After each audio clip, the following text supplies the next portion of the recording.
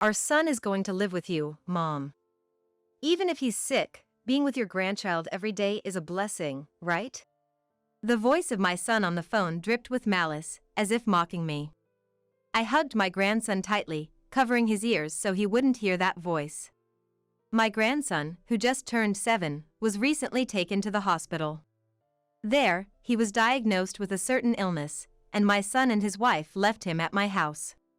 Coming home from work, I found my grandson sitting dejectedly at the entrance.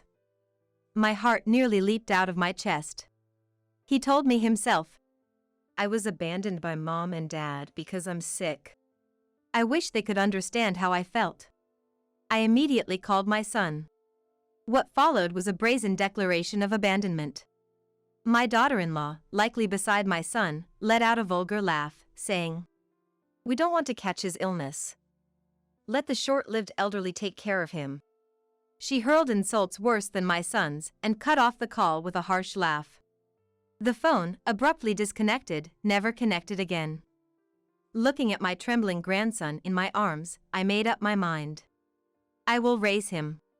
First of all, my name is Frida.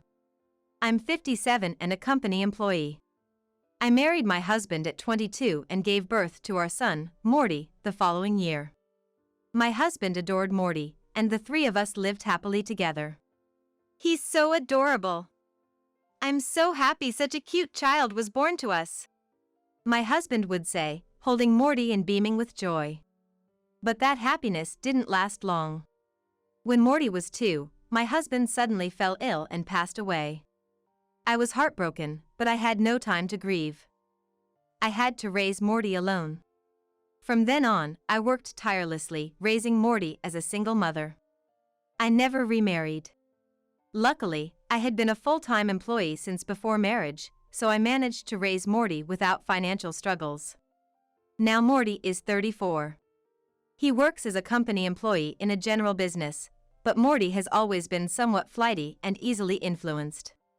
He got his current job because a college senior suggested it, and he just went along with it. When Morty was 26, he married a woman his age named Maya. Maya was very strong-willed, and I never had a good impression of her even during their dating days. For instance, Maya would frequently visit our house but never once said hello or goodbye. I gently brought this up to Maya at one point. "Maya, it's great you come to visit, but I'd appreciate it if you'd say hello when you arrive." Maya reacted defiantly, visibly annoyed. "What? You don't have the right to tell me what to do. I'm a guest here. I'm doing you a favor by visiting. It's really unpleasant to be told such arbitrary things." I was stunned by her brash response. Morty, on his part, would say things like, "Mom, don't be so stiff." I thought it was common sense to greet when visiting someone's home, but it seemed not to apply to Maya. Morty appeared completely under the thumb of the assertive Maya. After Maya left, I reiterated my point to Morty, but just let it go. He just brushed it off. Incidents like these often happened, so I didn't have a good impression of Maya. Of course, I repeatedly told Morty to be more responsible. The couple rented an apartment after their marriage and started living near our house. The following year, they had their first son, Darren. My first grandchild. Children grow up so fast, and in no time, Darren turned 7. One day, as I was returning from work and my house came into view, I noticed someone sitting at the entrance. Who could that be? As I got closer, I realized it was Darren.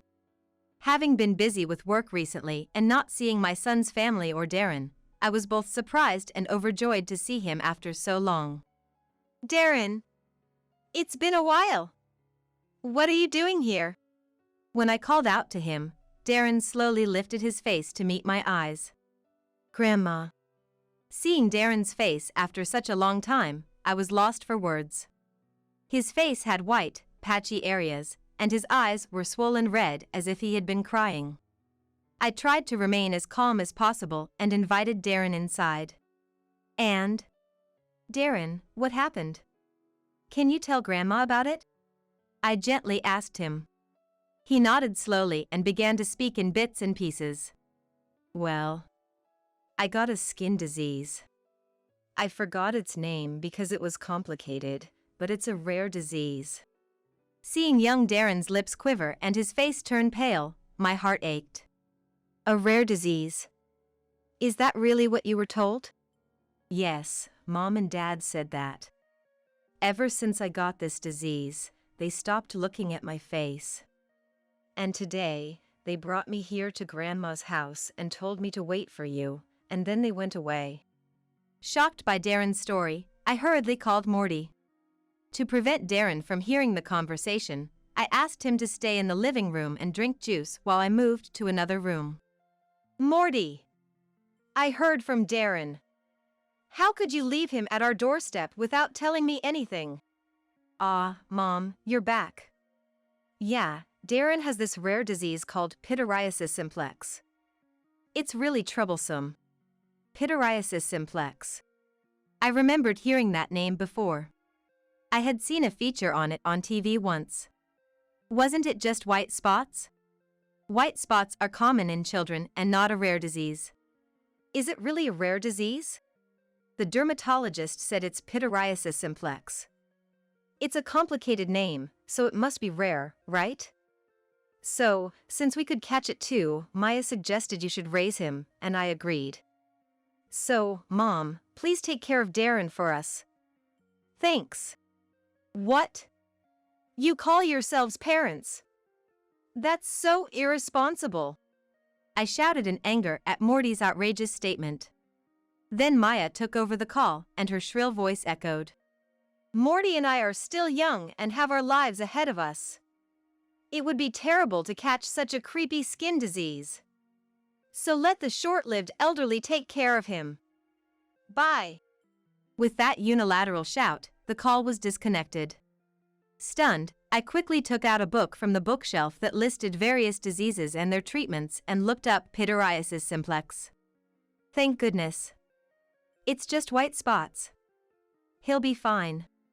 The research confirmed that pityriasis simplex was not a rare disease and, with proper treatment, could be cured in most cases.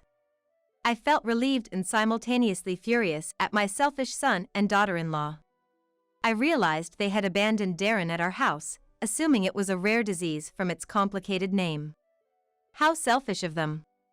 I will definitely raise Darren well. I muttered with determination and returned to the living room.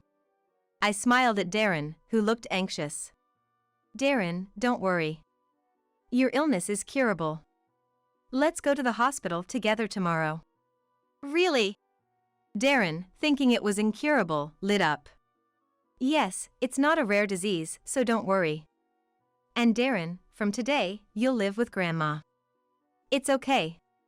I'll make sure you're happy. Let's live together happily. Darren looked a bit bewildered, but then nodded. Thank you, Grandma. And smiled. Time passed, and 9 years went by.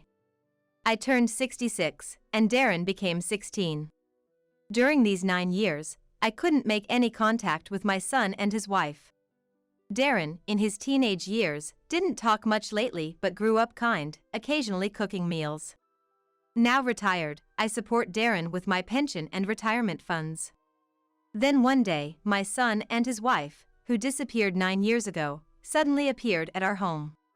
What do you want now, after all this time? I coldly confronted them at the entrance. How dare they show their faces after not contacting us for 9 years? Hey, we saw you on TV the other day. Surprised us. Darren is amazing. Earning so much money at his age, huh? Apparently, they had seen a recent TV interview, Teenage Genius Inventor. Maya, standing next to Morty, also chimed in with a sneer. Getting a patent and all, that's really amazing. You must be so rich now, huh? Indeed, Darren was skilled at inventing, and he had recently obtained a patent. It was clear from their attitude that Morty and Maya believed Darren was making money from his patent and had come here today with that in mind. They hadn't expressed any concern for Darren, they only talked about him becoming rich. They're still the worst couple. Then Darren appeared behind me. He must have heard our conversation. Hey Darren. we've come to take you back. A son is a son, even if he suffers from an illness. Let's live together again with your dad and mom. Morty's exaggerated behavior was almost laughable. To this, Darren responded coldly. Huh? Who the heck are you? Darren, now a high school student, was old enough to understand the situation. He realized from the conversation that his parents were after money, and felt no attachment to them, having been abandoned. Morty and Maya seemed taken aback by Darren's indifferent attitude, but quickly regained composure and started talking fluently. Darren is sick, so his life will be tough. That's why Maya and I will support him. Morty declared. What? After you abandoned me, you have the nerve to act all fatherly now? Don't pretend to be a dad. Darren, having listened to them for a while, clicked his tongue in disgust and scoffed. I was also astonished that they still mistakenly thought Darren had a rare disease. Darren's face had completely healed. Morty, Maya, you've been mistaken all along. Darren doesn't have a rare disease. Pityriasis simplex is just white spots, common in children. Darren completely recovered in about a year. Stunned by my explanation, Morty suddenly changed his attitude and shouted. We've been tricked. Screw you. Why didn't you tell us something so important?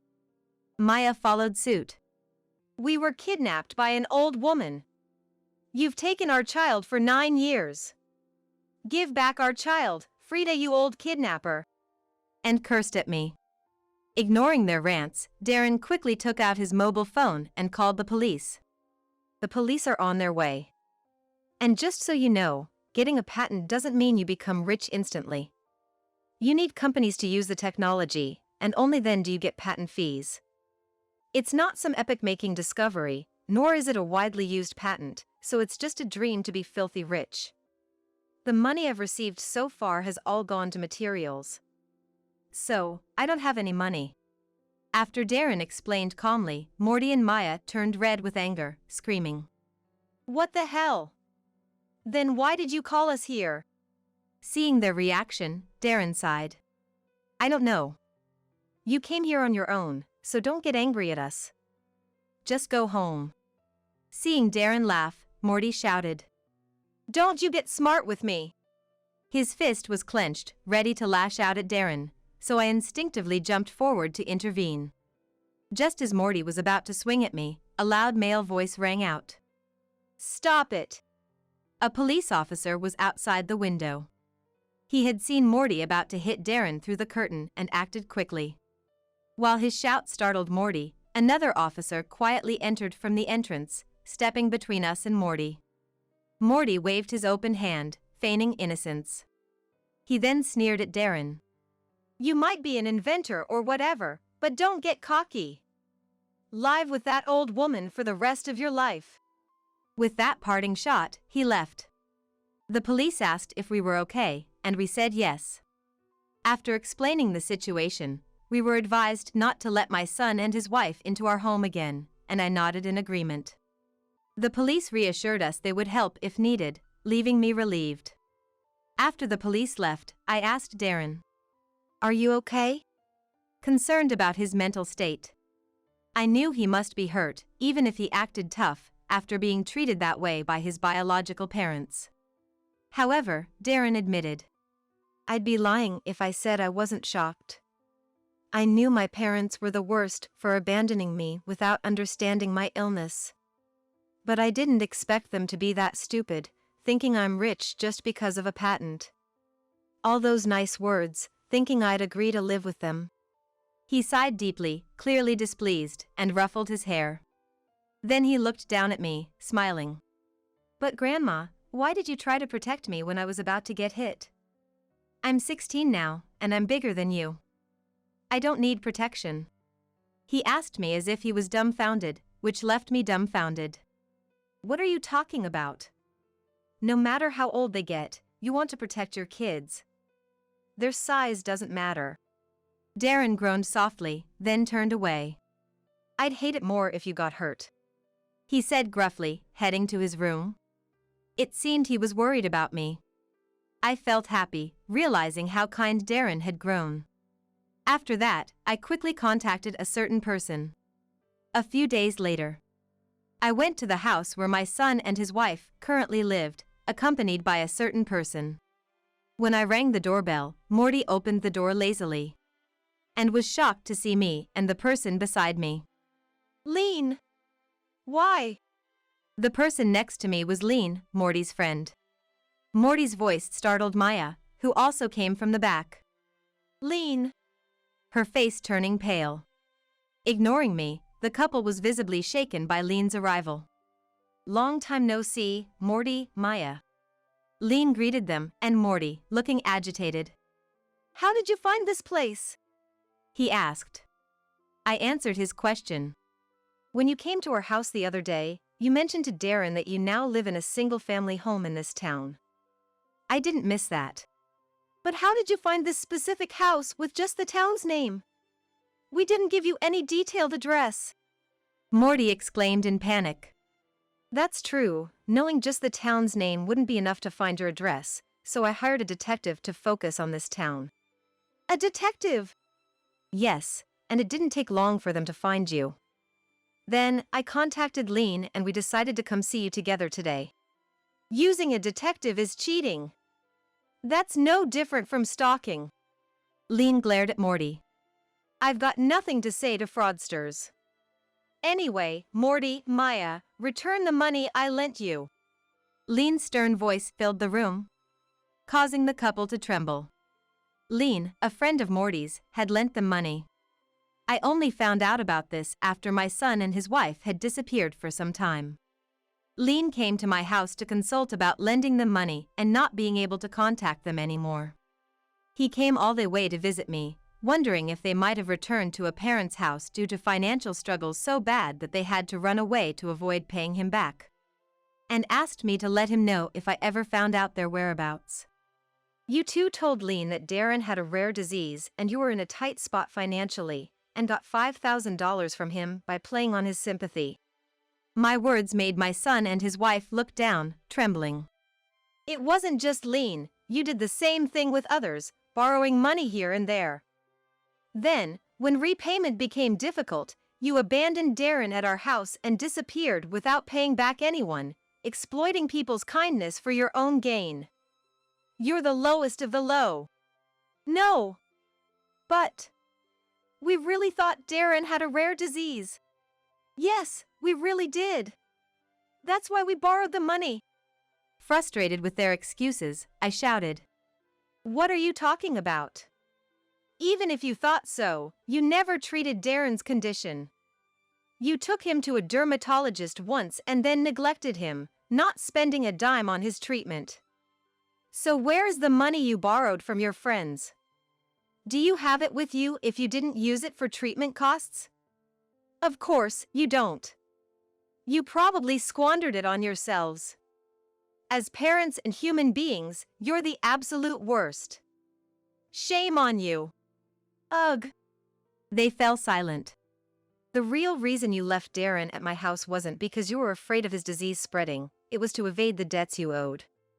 Months before abandoning Darren, you frequently went on trips and started wearing only branded items, didn't you?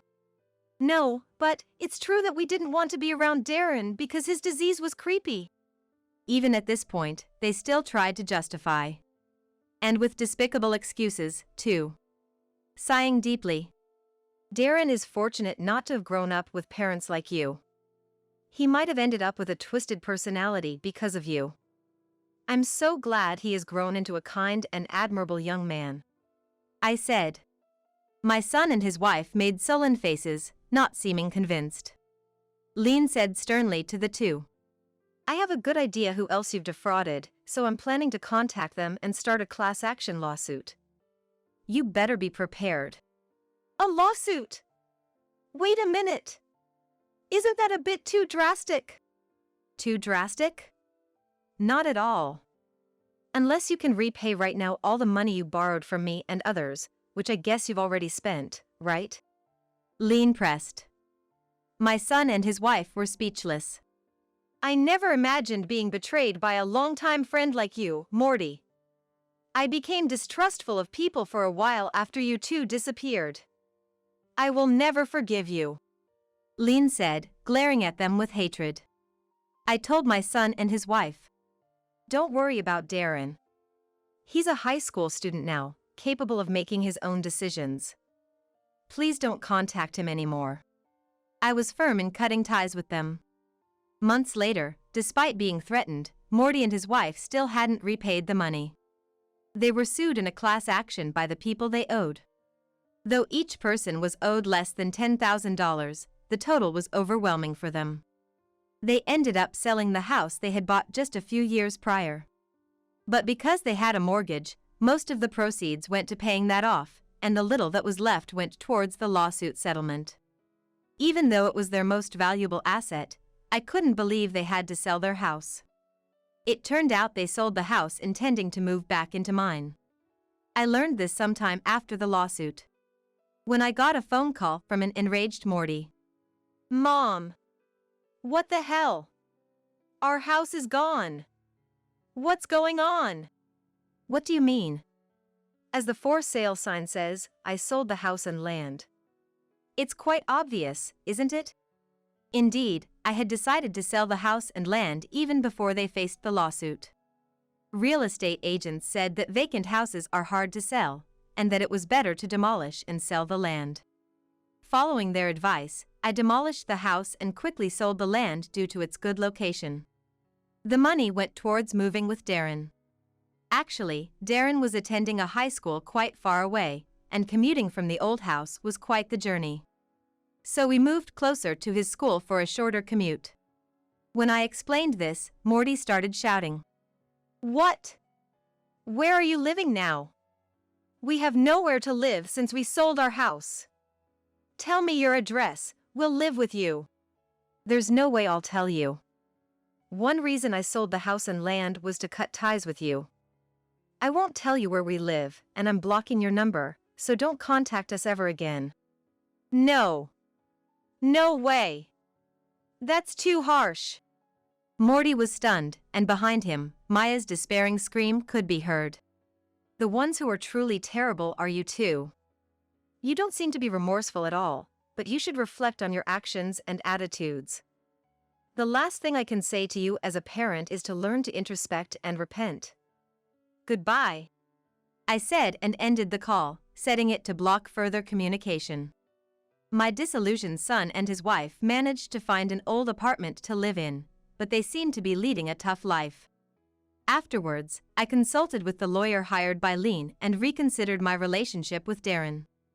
Until now, I had raised him as a grandmother.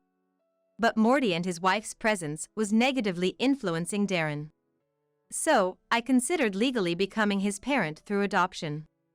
If it were recognized, I wouldn't have to divide my estate equally between Darren and Morty when I pass away.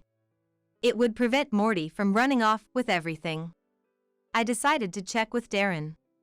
Darren, I want to adopt you. Not just as a grandmother and grandson, but legally as mother and son. What do you think? I respect your feelings, of course. After a moment of silence. Yeah, I want to be your son officially. Darren smiled shyly and said. With Darren's consent, I contacted the family court with the help of a lawyer.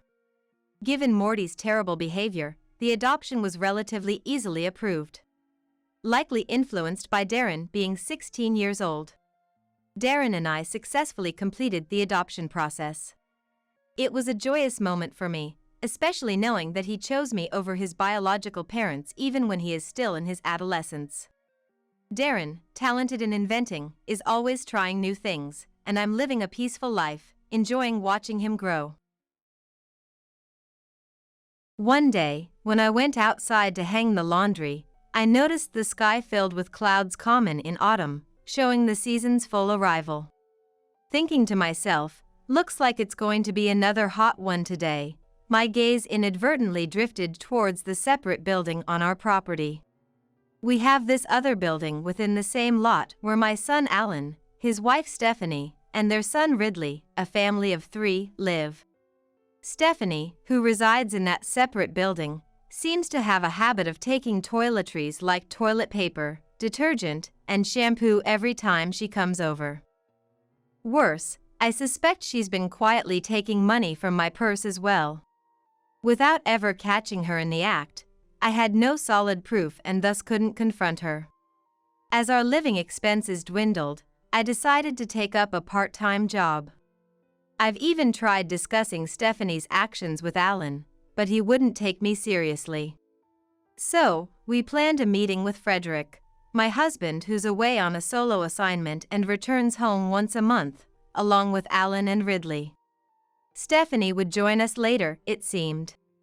I mentioned that money was missing from my purse, but... Are you saying Stephanie did it?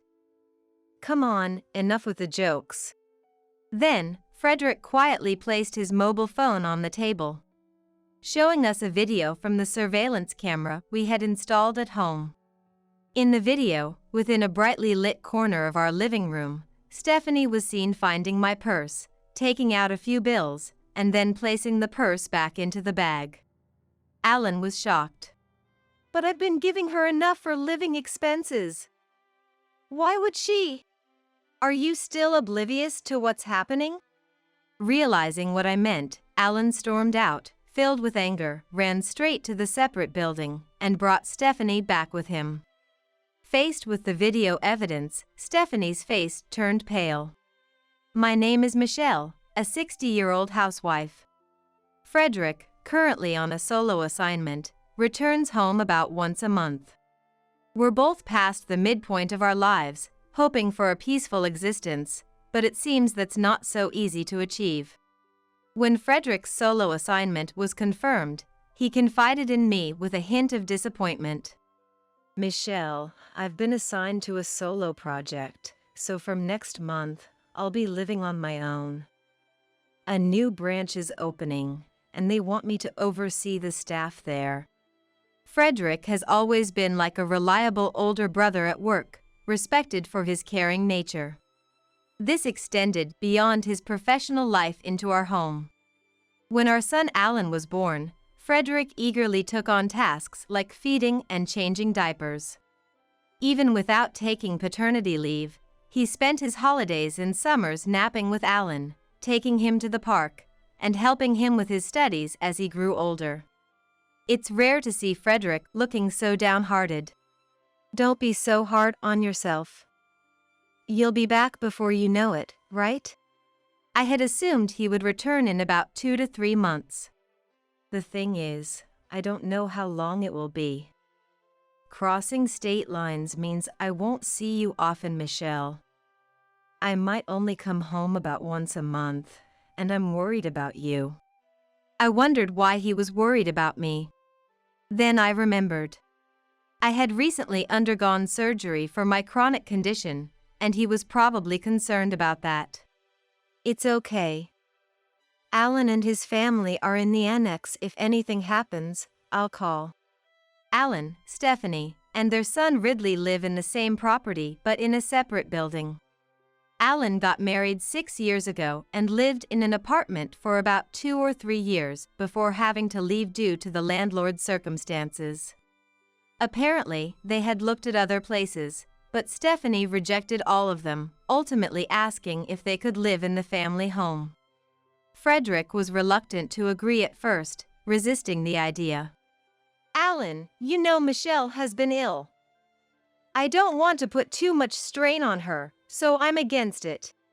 Though he initially turned them away, a desperate Alan came back when eviction was less than a month away, saying, Dad, please, we won't be any trouble. Just let us stay in the separate building. Perhaps changing his mind over time, Frederick agreed to let Alan's family live in the separate building. He later told me he felt it was safer than leaving me alone. 3 years have passed since then, and they show no signs of moving out, still living in the separate building. Trying not to worry Frederick, I assured him brightly, I'm doing fine. The surgery went well, and I'm taking my medication regularly. We should also install a surveillance camera. The new ones are really good, even come with temperature sensors, could be useful for preventing heat stroke. You worry too much. I laughed, and the night went on with such conversations. Frederick indeed installed a surveillance camera later, linking it to an app on his mobile phone. Though surprised at first, I quickly got used to it since it was placed high up. A week later, Frederick left with a heavy heart, and now I live alone in our too-large house. However, I've kept something from Frederick that's been bothering me. It's about Stephanie. Despite being a housewife, she often leaves Ridley at home and goes out. I could understand if it was for occasional lunches with mom friends, but does it happen too often? Also, whenever she comes up to the house with Ridley, she always seems to take something with her, which has been a source of worry. Michelle, I'm taking some toilet paper with me, okay? At first, I didn't mind much as it was just small things, but gradually it escalated to detergent, shampoo, body wash, and even dishes at one point. Though she did return the dishes, it was still odd. Stephanie, are you struggling financially that you can't buy these things? Not at all. Then why take things from our house? It's just being thrifty. With Ridley around, expenses will only grow, so I thought I'd save where I can. Please, Michelle, consider it helping out and let it slide. She said this without a hint of shame, waved, and left again. Always dressed stylishly, talking about going to the spa and getting her nails done, is she really saving money? Alan works hard from early morning till late at night, and I've never heard them having financial troubles. Wanting to confront her about what she intends by doing all this, but not wanting to be the meddling Emael, I've kept silent. In the midst of these days, I started noticing money disappearing from my wallet more frequently. I suspected Stephanie, but without proof. Time just kept passing without catching her in the act. One day, stepping outside to hang the laundry, I saw clouds typical of autumn, signaling the season's full presence. Despite the lingering heat suggesting another hot day ahead, my thoughts inadvertently turned to the separate building. Since then, surprisingly, I've never actually seen Stephanie taking money. Though I've started to doubt it was her, whispers from the neighbors have begun to reach me, sharing not so flattering rumors about Stephanie's flamboyant appearances around town and sightings with younger men. I was skeptical. Sure, she dresses fashionably, but I've only ever seen her in outfits you'd find in fashion magazines, and she doesn't strike me as someone who would have an affair. Even when she's in the annex, sometimes in pajamas, I just couldn't picture Stephanie gallivanting around. However, the fact that someone actually saw her made me think that there might be aspects of Stephanie I wasn't aware of. Despite my observations, money continued to disappear from my wallet. With living expenses becoming tight, I decided to take a part-time job until I could gather evidence. I told Frederick it was for a change of scenery, but he was so worried that I had to promise to only work as much as I could handle. Luckily, I saw a nearby supermarket was hiring part-time cashiers, so I contacted them and went for an interview. I had consulted with Alan about it, but on the day before I was set to start, I told him, Alan, I'm starting a part-time job next week. Why? You've just been discharged from the hospital, and you're still recovering, right? It's just for 3 days a week. I'll be fine. More importantly, it's about Stephanie. I decided to take a chance and talk to Alan about Stephanie's behavior, thinking he might say something that could lead to a change. Did something happen with Stephanie? Recently, she's been taking household items like toilet paper and shampoo. Are you guys struggling with finances? But Alan was indignant. That's not true. I give her money every month, and she manages it. She used to work in accounting, so she's good with managing our budget. Is that so? But she really is taking things. And money too. Money? You're saying Stephanie is taking that too? Alan looked incredulous. Yes, a little bit of money has been disappearing from my purse. She might not think I've noticed, but this can't continue. Can you subtly bring it up with her? Mom, are you sure you're not just getting confused? That just doesn't seem likely. Alan sighed heavily, not believing me, and wouldn't listen to anything else I had to say. The next day, I informed Stephanie about my part-time job and explained that it would be difficult for me to look after Ridley as much. This happened just as Stephanie came over, wanting to leave Ridley with me. She looked annoyed and complained. Then who's going to take care of Ridley? Stephanie, I'm going to be clear. Please take care of your own child. Why do you always leave Ridley with me and go somewhere? Where are you going? When I stood firm, Stephanie clicked her tongue and glared at me. Fine. I won't ask you anymore. She didn't answer my question and took Ridley back to the annex. I was left sweating from the tension, but from that day on, Ridley came over by himself. Granny, let's play. I sighed and let Ridley in, taking care of him. Stephanie went out again today. And let Ridley in, taking care of him. I hoped that starting my part-time job might lead her to reconsider her actions. With that faint hope, I spent the week. Then came the first day of my part-time job, working from 10 a.m. to 3 p.m. Having been a housewife for a long time, I was nervous about returning to work after such a break. Even though it was just a cashier job, there was a lot to learn and do. I found myself gripping a notepad and pen, being taught by a young girl, an employee there. She was in her 20s, much more put together than me, and efficiently explained things like the loyalty card system and how to operate the self-checkout machines. I felt overwhelmed. Her name tag was accompanied by a golden badge that read Customer Service Master, and her demonstration of handling the cash register was impressive. I have to remember all this, I reminded myself as I headed home.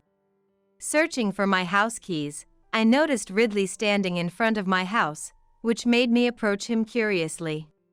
Without realizing my prior thoughts had vanished, I called out. Ridley? What are you doing here? Hearing his name, Ridley looked up. Tears streaming down his face and his nose running as he stood frozen.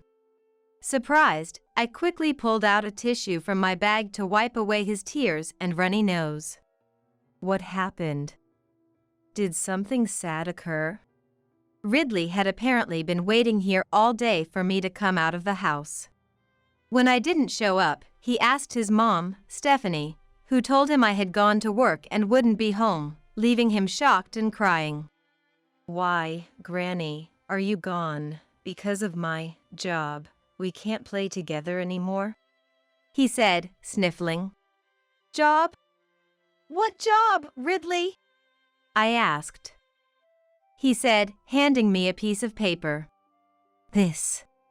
Unfolding the small, folded paper, I saw in Stephanie's handwriting, Ridley's job, transfer money from Granny's purse to Mommy's purse once a day. All written in lowercase for him to understand easily. What? I alternated between looking at the note and Ridley, asking in a shaky voice. Ridley, did Mommy tell you to do this? Then he replied casually. Yeah. He replied casually. Mommy said it's my job. She gave me this paper and told me to do it properly. My face felt stiff with shock as I took Ridley inside and gave him some juice. He drank it happily, but I was deeply disturbed. I couldn't believe Stephanie would involve such a young child in stealing money. Was this really happening? I had no concrete proof. When could this have possibly happened? I watch Ridley all the time. There's hardly a moment when a 5-year-old is out of sight. Especially when we're together all day. How did he manage to take money from my purse? Then, something clicked in my mind. That night, I contacted Frederick and explained the situation. I understand. Not that we're doubting Ridley, but let's go back through the surveillance camera footage to check," Frederick said, listening to me without judgment and agreeing to my request. 3 days passed, and then I received a call from Frederick. "Michelle? I've found something serious." "What?" I felt a tightening in my chest. As it turned out, Ridley was indeed the culprit, but more shocking was the footage of Stephanie teaching Ridley how to take money from the purse. Though we hadn't informed her about the surveillance camera, the idea of stealing money in broad daylight, without any attempt at concealment, was outrageous. "I was planning to come back this weekend anyway. This is wrong. We need to talk to Alan and Stephanie." "Yes, we do." My heart grew heavier, but now that this had come to light, we had to address it properly. The days leading up to the weekend were gloomy, but working part-time helped me forget about it temporarily, which was a small consolation. When the weekend came, a typhoon was expected to hit directly, but it veered west, sparing our area and resulting in clear skies. However, despite the sunny weather, there was a storm brewing inside our house. Frederick caught an earlier train than usual to come home for the discussion. Looking a bit tired but also visibly angry, indicating a stormy day ahead. Immediately upon arriving, he went to the annex to summon Alan and Stephanie urgently to our house. However, only Alan and Ridley came. Sitting across the living room table from us, Frederick and I faced Alan and Ridley. "Alan, where's Stephanie? I told you to ask her to come as well." "She said she'd come later," Alan responded vaguely, under the heavy atmosphere. It was as if the ice in the glass beside him laughed at his uncertain answer, clinking loudly. "I wanted to talk to Stephanie, actually, to Stephanie most of all. But fine. Alan, it seems Stephanie has been taking things from the house quite often." Alan seemed to recall something. "I heard about that from Mom before. But it's not like it happens that often, right? And Stephanie said she got those things from Mom. But what she took wasn't given out of goodwill. She insisted on taking them, saying we should save for Ridley's future expenses. That's not the same as offering assistance." "What?" "Stephanie doing something like that. And about the money being taken from my purse." "You're saying Stephanie did that? Stop joking around." Then, Frederick placed his mobile phone on the table, quietly showing the evidence. "It's no joke. There's footage of Stephanie instructing Ridley to steal money, and of Ridley taking money from Michelle's purse every day." Alan was stunned by the footage. In the video, Stephanie was seen rummaging through a bag in a brightly lit corner of the living room, taking a few bills from the purse, and instructing Ridley on how to do it, showing him the money before putting the purse back. The fragmented conversation suggested she was telling Ridley to take this amount from Granny's purse. Ridley nodded vigorously, understood, and was then embraced tightly by his mother. Alan was speechless, just staring at the screen of Frederick's mobile phone. "This is from the surveillance camera I installed because I was worried about Michelle's health. I never imagined it would reveal something like this. There's also footage of Ridley taking money from the purse." Frederick switched the video to another scene, showing clearly when Ridley had been taking the money. When I got up to take my medication for my chronic condition, Ridley was rummaging through my bag and swiftly took money from my wallet. The medication time was fixed, so even young Ridley could easily catch the timing. "I trusted you." "It's the lowest of the low to involve an innocent child in your crimes. Shame on you." Frederick, normally not one to anger easily, spoke with a voice filled with fury. Alan shivered, and Ridley was frightened by his tone. "But why? I give enough for living expenses, so why? Why did you do this, Ridley? Confused, Ridley answered. Mommy said her job is to spend money on people she likes, and that's why it's not enough. People she likes? Yes. Mommy always dresses up and goes out somewhere. But I can't go with her. So, I stay home with Granny. Alan looked at Ridley with a puzzled expression. As if wondering, what does that mean? Is she cheating? Are you still not seeing it? Alan caught on to my words and stormed out of the house with a furious expression, heading straight for the annex. Soon after, he came back dragging Stephanie along. Ouch, that hurts. Let go! Stephanie protested, while Ridley looked confused and close to tears, not understanding what was happening.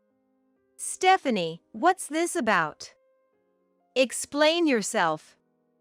Even though Alan provides enough for living expenses, why would you steal money from Mom's purse and even involve Ridley? Surprised, Stephanie looked at Alan, as if she couldn't believe he knew. What are you talking about? Do you have any proof I did such a thing? She said, assuming there was no evidence, but Alan showed her the video on Frederick's mobile phone. This is the proof. You had Ridley do it, too. Where have you been going during the day, meeting some man? Stephanie turned pale upon seeing the video. She eventually admitted, not to an affair, but to obsessively following a fandom. I'm sorry. It was supposed to be just for fun. Being alone with Ridley all day was suffocating, and living so close to Michelle was stressful. I just wanted a change of pace, just once. However, that just once turned into a frequent escape, and she became deeply involved. I wanted to have fun too. I needed money for that. I wanted money to support the idol I'm a fan of. I couldn't work because of Ridley, and the allowance from Alan was never enough. But stealing money from Mom's purse, that's just like being a thief. I'm sorry. I won't go anymore. I'll stop going to the fandom. I'll return the stolen money. I'll change, please forgive me. Stephanie begged Alan through tears, but he was too filled with anger to listen. No. Absolutely not. I want a divorce. How could you? She clung to him, crying until the end, but Alan remained firm and later presented her with divorce papers. I had been keeping a note of the amount of money lost, which I used to create an invoice for her. Is it really that much? She was surprised, but surely she was not unaware. She even tried to negotiate to lessen her burden, but I refused to budge, declaring I wouldn't accept anything less. Stephanie, you should be thankful I'm not filing a police report. You've committed theft repeatedly, even against family. You'd be arrested immediately. With those words, she fell silent and left, biting her lower lip. Additionally, Alan demanded compensation from Stephanie during the divorce proceedings. A colleague who had recently gone through a divorce recommended a good lawyer. Thus, Stephanie ended up owing not just a repayment to me, but also compensation to Alan. Surprisingly, even amidst such turmoil, she couldn't quit her fandom activities and was rumored to be tens of thousands in debt. It's unclear what drove her to this point, but financial difficulties seemed inevitable. As for me, without the need for part-time work, I quit the supermarket job and now spend my days relaxing at home. No one lives in the annex anymore. Instead, Alan and Ridley have moved into the main house's second floor. Alan won custody of Ridley. Life didn't change much, with me watching Ridley while Alan worked during the day, but at least I no longer worried about theft. Ridley is nearing the age for preschool next year. I wonder if Alan has already taken care of the enrollment. I'll have to ask to be sure. I mused to myself while making pancakes for lunch. Then, Frederick came home. Today marked the end of his work assignment away from home.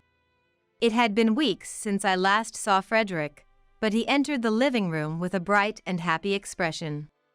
"I'm home. Welcome back. Lunch is just about to be ready. Gramps, welcome back." Life for the four of us, Frederick, Alan, Ridley, and me, was beginning. This peaceful existence felt truly blissful. Despite the lingering summer heat, autumn was approaching. "Maybe we should go to the mountains to see the autumn leaves during the next holiday," and Frederick suggested. Always eager to play with the kids, I couldn't help but smile at his enthusiasm, and I started to make another pancake for him. I'm Elsie, a 26-year-old newlywed. My husband, Harrison, is 30. He has a solid job at a well-known company. We met when I was working at a department store, and Harrison, a client of the store, took an interest in me. We live close to my in-laws and have frequent interactions with them. I'd say we get along pretty well. Sure, there's some friction with my mother-in-law, Mira, but we manage. My father-in-law, Elliot, is a quiet guy. He's into saving and investing, and he's always reading the financial news. I grew up near the mountains, spending my childhood running around my grandpa's property. I thought I became pretty average after moving to the city for college. Yet my love for the outdoors persists. Nowadays, I prefer spending time in nature over wandering around town. These days, I've mellowed out as Harrison's wife. Sometimes I miss the mountains back home, so I watch camping videos on YouTube to soothe my soul. One day, I got a call from home. It had been a while, so Harrison and I decided it was a good time to visit. My hometown is in a remote area, so we had to drive for about 4 hours. Surrounded by mountains on both sides, it's a place that's inconvenient in many ways. Frankly, it's the countryside. My grandpa owns both fields and mountains. My dad mainly manages the fields, while my grandpa takes care of the rest. As a kid, I adored my grandpa and always looked forward to going to the mountains with him. But recently, he's aged and stopped going. When we arrived, my grandpa greeted us. "Wow, Elsie. "Hey, Grandpa. Long time no see. How have you been?" I'm still kicking. Won't kick the bucket until I see your kids." "Good to see you again, sir." Harrison finally chimed in, after not getting a word in. "Ah, Harrison, how have you been?" My grandpa greeted him with his rugged, wrinkled face and held my hand in his strong grip. It felt really warm. Then, after a heartfelt dinner, my dad began to talk as we sipped some drinks. "The reason I called you all here is to talk about Grandpa's inheritance." "Inheritance? Isn't Grandpa still well?" All I asked, my grandfather, who was sipping his wine, responded. "Well, I'm turning 80 this year. You never know what might happen. I want to share my thoughts before I start losing my mind." "Don't talk like that. You're still lively." "I think so too." My dad chuckled, pulling out a piece of paper. "But the old man is pretty stubborn. Once he gets an idea, it's hard to change his mind. It's not really an inheritance. It's more like a gift while he's still alive. Anyway, my brother and I will continue to manage the farm as we always have." Pointing out a part of the document, my dad continued. "Grandpa wants to leave you that mountain." "What? Really, Grandpa?" Harrison leaned in as he spoke. "Why are you chiming in?" I asked. Sorry, it just caught my interest." "Look, I haven't thought of anything right now, and there's nothing I can do with it." Don't worry about taking care of the mountain. I'll leave that to the experts. In return, I'll just take some fish and mushrooms we find up there. That's fair, right?" Dad says. "Sure, but make sure to send me some mushrooms." "All right, it's settled then. We'll take it from here." "Fine by me. Where's Harrison?" "He's on the phone outside." "Who's he talking to?" "Maybe his family. It doesn't matter." So I inherited the mountain from my grandfather. Later, Harrison was acting oddly cheerful, grinning in a strange way. That expression, it looked like he was scheming something. I figured he wouldn't answer anyway, so I let it be. When I got home, there was a dinner invitation from my in-laws. Thinking how unusual this was, I headed to the restaurant they specified. I met up with Harrison at the restaurant, and soon after my in-laws arrived. For some reason, Harrison and my in-laws seemed to be in a really good mood. "Elsie, was everyone back home doing well?" she asked. "Yes, my parents and grandfather are fine." "That's good to hear." Eventually, Elliot, who had become noticeably tipsy, spoke to me. So, I heard from Harrison. "Yes? What is it?" You received a gift from your grandfather while he's still alive. Well, yes. My grandpa wanted to sort things out while he was still alive, to avoid any disputes later." Your grandpa sounds like a wise man. I heard you inherited some land. Is it big? "It's not particularly grand, but it has a beautiful stream. You can find trout and char there." Nice. So, what are you planning to do with it? Honestly, I hadn't thought of anything yet. What a waste. You could make some good money off it, you know? Elliot said with a sleazy grin. The attitude ticked me off a bit. That land is a place filled with memories of my grandfather and me. I don't want to use it just to make money. Oh, don't worry. We're not thinking about that. But you do realize that since you inherited it, it's also mine, right? Harrison said something unexpected. "What do you mean?" Well, the land belongs to both of us. Since we're married, it's joint property. "Don't make decisions without asking me." But we're a couple, aren't we? We live off the money I earn, so it's the same thing. "That's right. What belongs to the wife also belongs to the husband." Exactly. You're my wife, so we've both inherited this land. You get it, right? The in-laws tried to gang up on me again, this time with everyone involved. After dinner, my in-laws even followed us home, and we all had a casual drink. My in-laws and Harrison seemed to be having an even better time. I called it a night pretty early, but it seemed like my in-laws and Harrison stayed up chatting late into the night. Then, Elliot approached me for advice again. He said he was introduced to a real estate developer through a contact and had a conversation with him. "Just leave it to me," he said proudly. Harrison added, "Preliminary estimates suggest it's worth billions. Just trust me with it." "What are you doing without asking me?" Shut up. You're my wife. What's yours is ours. You'll thank me for this. "That's right. A good wife listens to her husband. If this works out, we all benefit. It's a win-win." I couldn't believe it. They were all blinded by greed. Until we talked about my grandfather's legacy, everything was fine. But everyone changed after hearing about the mountain. And they all started having these discussions without me. I spent my days filled with anxiety.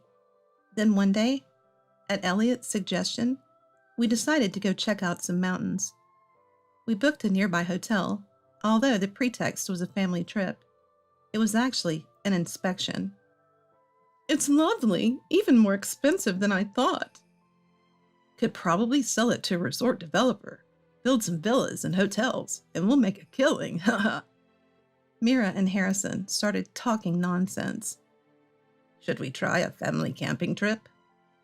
And then, with hands on his hips, Elliot declared, "All right, this will be our camping ground. Elsie, you'll work here as staff. And no days off, of course." Honestly, it's a suitable place for a campsite. The spot has good drainage and faces the south. It's close to a beautiful stream, perfect for family outings. The in-laws seemed pleased with the situation. Once we got home, a call was made to the developers right away. After hanging up, Elliot said, "They're going to check out the site next week. They even suggested turning it into a vacation home area, or a members-only resort hotel. This is going to be fun." "That sounds lovely. Can we use the hotel and stuff?" "Of course, we'd be the owners. This could be our graceful retirement." "In that case, I might manage the hotel. Elsie could manage the campground." Campground manager? Yeah, she's family. She can work for free and no days off. You can't be serious. What are you talking about? Our family is doing all this for you. It's only natural you work too. And you'd be working in the mountains, which you love.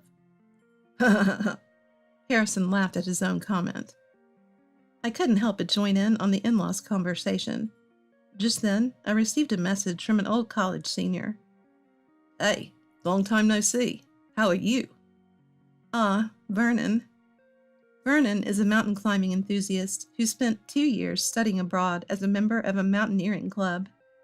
Now he's taken that experience and landed a job at an outdoor gear manufacturing company. He's still climbing mountains. You don't seem too happy. What's going on? I explained the situation. I see. Your husband's family seems to be blinded by money. Yeah, it feels like they're all about making money off my mountain. I'm even thinking about divorce at this point. Leave it to us. Let's hold a strategy meeting. You free? Nobody pays attention to me, so I'm free to go out alone. All right, I'll get in touch with the others. Cheer up, okay? Talking to Vernon lifted my spirits a bit. Though I don't know what he's planning, he'll probably help me out. The in-laws, still excited about the mountain, wanted to go again. Reluctantly, I drove everyone to the mountain. We ventured deeper into the forest than last time. Finally, we reached the mountain entrance and got out of the car. Hey, why is there a shrine here? Is it significant? Harrison noticed a small shrine at the mountain entrance. Yes, it's a deity of the mountain, a branch shrine established by my ancestors. I pray there before entering and leaving the mountain. That's quaint for modern times. It's just a way to show gratitude and seek permission from the gods. Psh! Nonsense. This mountain provides us with mushrooms and river fish because of this deity. That's just superstition. We're tearing down this tiny shrine when we build the campground. Absolutely not. We've cherished and protected it. I don't believe in gods or old tales, Harrison said, kicking the shrine. What are you doing? You'll be cursed. Let them curse me if they can. Ha ha ha, he said, and quickly entered the mountain. As usual, I put my hands together and prayed. Elsie, you should head back first. There's just too much complaining. We can't get anything done, Elliot said, his face turning red with anger. Fine, go away. You're such a bother. Even after Harrison told me that, I decided to go home alone. I descended the mountain and got a local friend to drive me to the nearest train station. Suddenly, I noticed dark clouds rolling over the mountain. Looks like it might rain. Will it be okay? I rode the train alone and got home. When I got home, there was a message from Harrison online. Where are you? I need help. What happened? I got a flat tire on the way back. My car won't move. Well, looks like karma got you. I replied, and he said, Don't say that. Help me. I'll find the auto repair shop my parents use.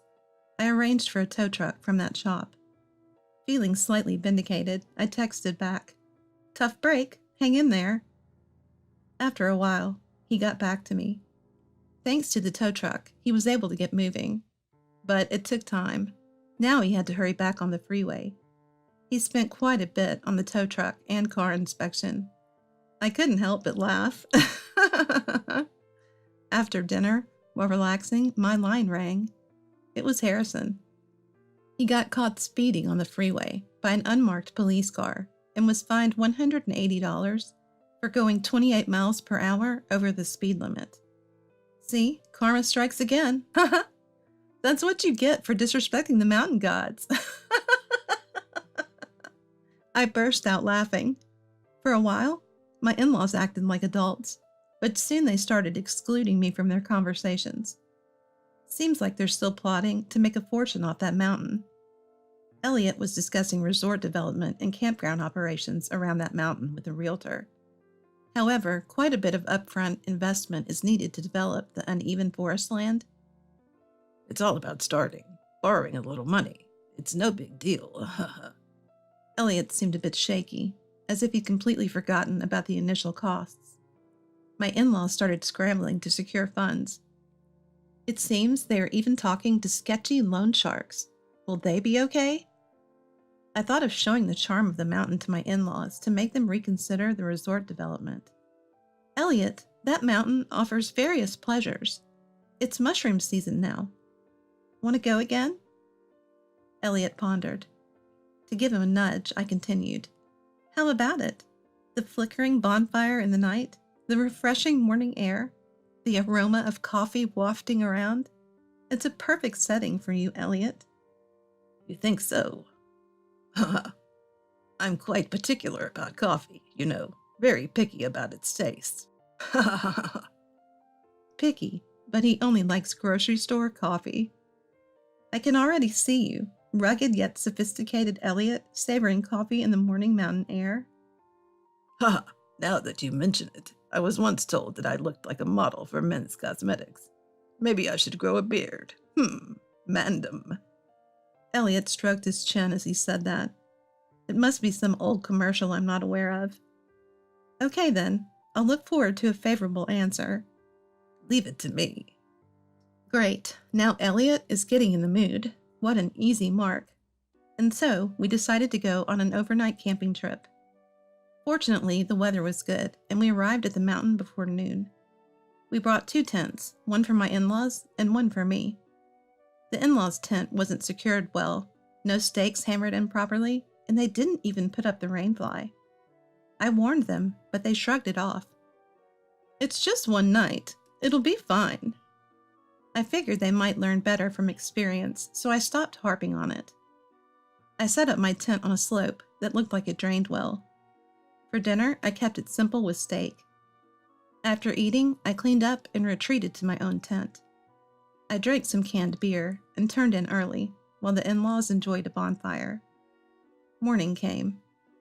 Even in summer, the mountain air had a chill. I started to prep some coffee, soaking in the fresh mountain morning. I could still hear snores coming from my in-laws' tent.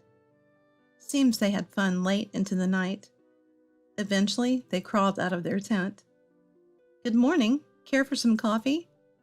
I looked up and was shocked beyond words. What? What happened to you guys?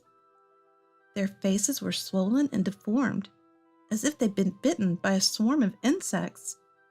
Forgot to zip up the tent last night. Woke up like this, Elliot explained, scratching his face. It itches so much I can't stand it. Can we do something? Mira whined, also scratching. Well, I didn't expect to wake up like this after a night of great drinks and mushrooms, Harrison added, scratching his belly. Got any medicine? Nope, don't have it. Looks like he really went to town scratching an itch. There's even some blood seeping through in spots. I took them to my parents' home for treatment. We always had effective but stingy ointment for bug bites. I applied ointment to the 3, but Elliot was writhing. Ah, that spot! Ouch, it stings! Mira screamed, and Harrison shed tears. Seems like this is what people mean by agonizing cries. Well, it's a price for underestimating nature. I generously applied more ointment on them. The wrath of the mountain god seemed to linger.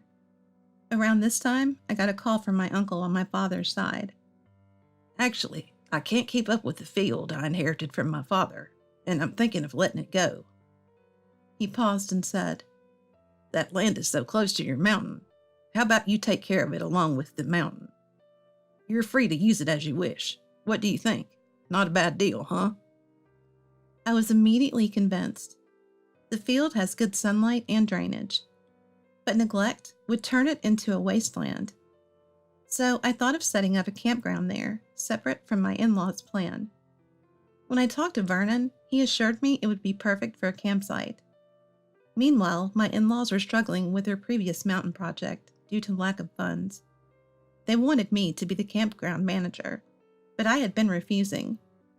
You were supposed to manage it. We discussed this. Harrison was getting irritated by my stubbornness.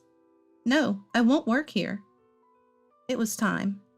I told Harrison about my own plans. I'm going to set up my own campsite. What? Are you serious? An uncle of mine gave me some land, and I'll turn it into a campsite. I even have the support of an outdoor goods manufacturer, and the plan's already getting good reviews. Do as you wish. We'll proceed with our own plans. Yours will fail soon enough. Ha ha ha. Harrison stormed out, almost like a villain in a story. Then one day, I got a call from a senior colleague. Hey, that thing you asked for? Consider it done. You can relax now. Really? Thank you so much. And so my campsite plan was set into motion. Vernon gave me all sorts of advice, and we came up with a design that prioritized convenience. We used the elevation differences to add steps between plots, so people wouldn't be in direct eye contact. Each plot had a parking space, making it easy to unload, even with lots of gear. The admin building had a small convenience store and offers shower rooms. These amenities are free for guests to use. Finally, I decided to formally inform my in-laws. I told Harrison and my in-laws that I had something important to discuss and invited them over. Regarding the mountain and the campsite, Oh, finally made up your mind. You'll manage the campsite for us. Elliot seemed genuinely happy. Of course, a daughter-in-law is a member of the family, and it's only natural that you'd agree, Mira said smugly. We've been waiting for Elsie to say that. Now we can join the ranks of the rich elite. Ha ha ha. Harrison is grinning from ear to ear. Looking at my lovely, overly cheerful in-laws, I let out a sigh. I hate to burst your bubble, but that's not happening. What? All three in-laws gasped in disbelief. Listen, the development of that mountain can't go forward. Actually, it's off the table. My words left my in-laws speechless, their mouths wide open. After a moment of silence, Harrison breaks in. What does that mean? I'm glad he asked. The area has been incorporated into a national park, so no development can happen. What? A second harmonious gasp from the family. Another round of silence follows. This time Elliot speaks up. So what does that mean for us? We can't make any money? Yeah, what about our retirement? My in-laws clamor, but I don't let it bother me. Harrison chimes in. I was going to quit my job at the end of this month to build a campground on that mountain and become the boss there. It can't be helped. It was the government's decision. So did the government pay you? They bought it, right? Yes, I received a reasonable amount, but it's mine.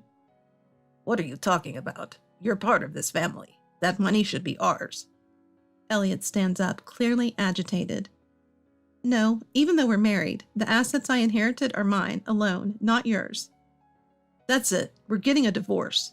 Harrison throws down his trump card, just as I had expected. Fine, if that's what you want. I don't want to be a part of this greedy family either. Fine, I'm moving back to my parents' house, starting today. Sure, you have no other choice. After all, this house is in my name, bought by my parents. You'll be the one leaving if we divorce. Shut up. Your campground will fail, and you'll regret this. Do whatever you like. I'll also be going back to my parents' house after sorting things here. Fine, have it your way. So I completed the divorce proceedings, organized my home, and returned to my parents' house. During the division of assets in the divorce, it seemed Harrison had already invested even my share in his campground plan, complicating the split. My in-laws, already deep into their plans, had no choice but to proceed. A real estate agent suggested another piece of land for their campground. Eventually, their campground opened. It was located in the mountains and lacked adequate facilities, making it inconvenient for transporting gear from the far-off parking area. The equipment rentals were also priced high, and the sites were merely separated by ropes, offering no privacy. Honestly, it was a poorly designed facility, and soon enough the results showed. As expected, my in-laws' campground struggled due to its poor conditions and inconvenience, garnering almost no repeat customers. The management was so lax that even the tent sites were overgrown with grass. The landlord's ruthless and profit-driven ways backfired. The internet wasn't kind, and he went bankrupt before long. Word has it, my in-laws are now knee-deep in debt. To pay off those debts, they had to sell their family home and are now living and working in a hotel in the countryside. Then my campground opened. It's been a hit, with lots of repeat visitors. Even in the off-season, we're never short on guests. Once it appeared in the TV drama about high school girls enjoying camping, it became a pilgrimage site for fans, and the customer base surged. These days, I'm keeping busy as the campground manager. Lately, there are a lot of families, but solo camping is on the rise too. I never really noticed, but apparently this place is known for its clear, starry skies. Nestled in my favorite hammock, sipping on my go-to hot whiskey, I often catch sight of a shooting star against the night sky. Hey there, still as unglamorous as ever, huh? Here, brought you some gifts. Smoked mushrooms and trout my buddy sent over. They're good. Thanks as always, but calling me unglamorous is a bit harsh. It's Vernon, who's been very supportive lately. He's been coming around to the campground, dropping off various treats. I never used to think he was cool, but lately, I've started to see him in a new light. Since he seems to have taken a liking to me too, maybe I'll invite him camping next time. As I ponder that, a shooting star crosses the sky. I instinctively put my hands together in a quick prayer. What I wished for is, of course, a secret. But somehow, it feels like a big dream is about to come true. You think you're so great just for doing household chores. I'm not going to take care of you anymore. My eldest son's wife said this and laughed at me mockingly. Since the beginning of their marriage, my eldest son's wife, who started living with us, has been dumping all the household chores on me. She claims that since they work, they shouldn't have to do any chores. I, a housewife, am treated like a maid. If you have a problem with it, just leave. Unable to contain my anger and speechless, even my eldest son began hurling terrible words at me. But with these words, I made up my mind. Now, my counterattack begins. My name is Harper, a 73-year-old housewife. My husband passed away 5 years ago, and I currently live with my eldest son and his wife. I have 2 sons, but the younger one got a job in a regional company and settled there after marrying. Now I only see him during long vacations. My eldest son and his wife started living in my house since the beginning of their marriage. We had talked about letting them have some alone time as newlyweds. It seems living together was my eldest son's wish. I think he was concerned about us getting older, but he has always been a bit cunning. He probably chose to live here to control the inheritance after we pass away. I worry that they won't amicably divide the inheritance among themselves. His wife, whom he chose, was quite a character too. Unbeknownst to us, he had been going to a matchmaking agency. His brother got married first. For my proud eldest son, it must have been humiliating. He probably registered at the matchmaking agency to find a better-looking wife with good conditions. That's where he met his current wife, Mia. I vividly remember the first time she came to greet us. After introducing herself, Mia began bragging about her educational background. Maybe that's all she's confident about, but my husband and I were so surprised we don't remember much after that. Anyway, my first impression of my eldest son's wife was just the type of wife he would choose. Neither good nor bad, just that. Initially, she said she'd quit her job after marriage, but she's still working now. In her words, one housewife under one roof is enough. So I ended up taking on all the household chores. For me, who was enjoying a leisurely life with my husband after our kids became independent, the start of living together marked the beginning of hard days. Even though they both work, I thought they would at least take care of their own needs. But it seems I was too naive, as they do nothing. I do all the cooking, laundry, and cleaning by myself. It's like having 2 children return home. Mia, Can you help out with the chores a bit on your days off? I once asked her this when she was relaxing in front of the TV on her day off. She glared at me with utter disdain. I think this was within the first year of their marriage. I never imagined being glared at by my eldest son's wife. I was so surprised that I lost my words for a moment. I work every day. Let me relax on my days off. She said it irritably, as if she's the one supporting the family with her income. I was so dumbfounded that I had no words to respond. When I discussed this with my eldest son, "Well, they're working, so it can't be helped," I was scolded in return and felt terrible. It was tough when my eldest son's wife got pregnant. The pregnancy was going smoothly without any issues. Yet she did even less than before. I thought she would go back to her parents' home for the birth, but my eldest son's wife didn't want to leave. I hoped she would go back, even briefly, so I could have some rest. Have you thought about going back to your parents' home to give birth? When I casually asked her this, my eldest son's wife responded, "Huh?" in an annoyed tone. "Do you want to kick me out of this house, Harper? How cruel of a mother-in-law to kick out a pregnant wife. I'm carrying the heir to this house, so treat me more respectfully."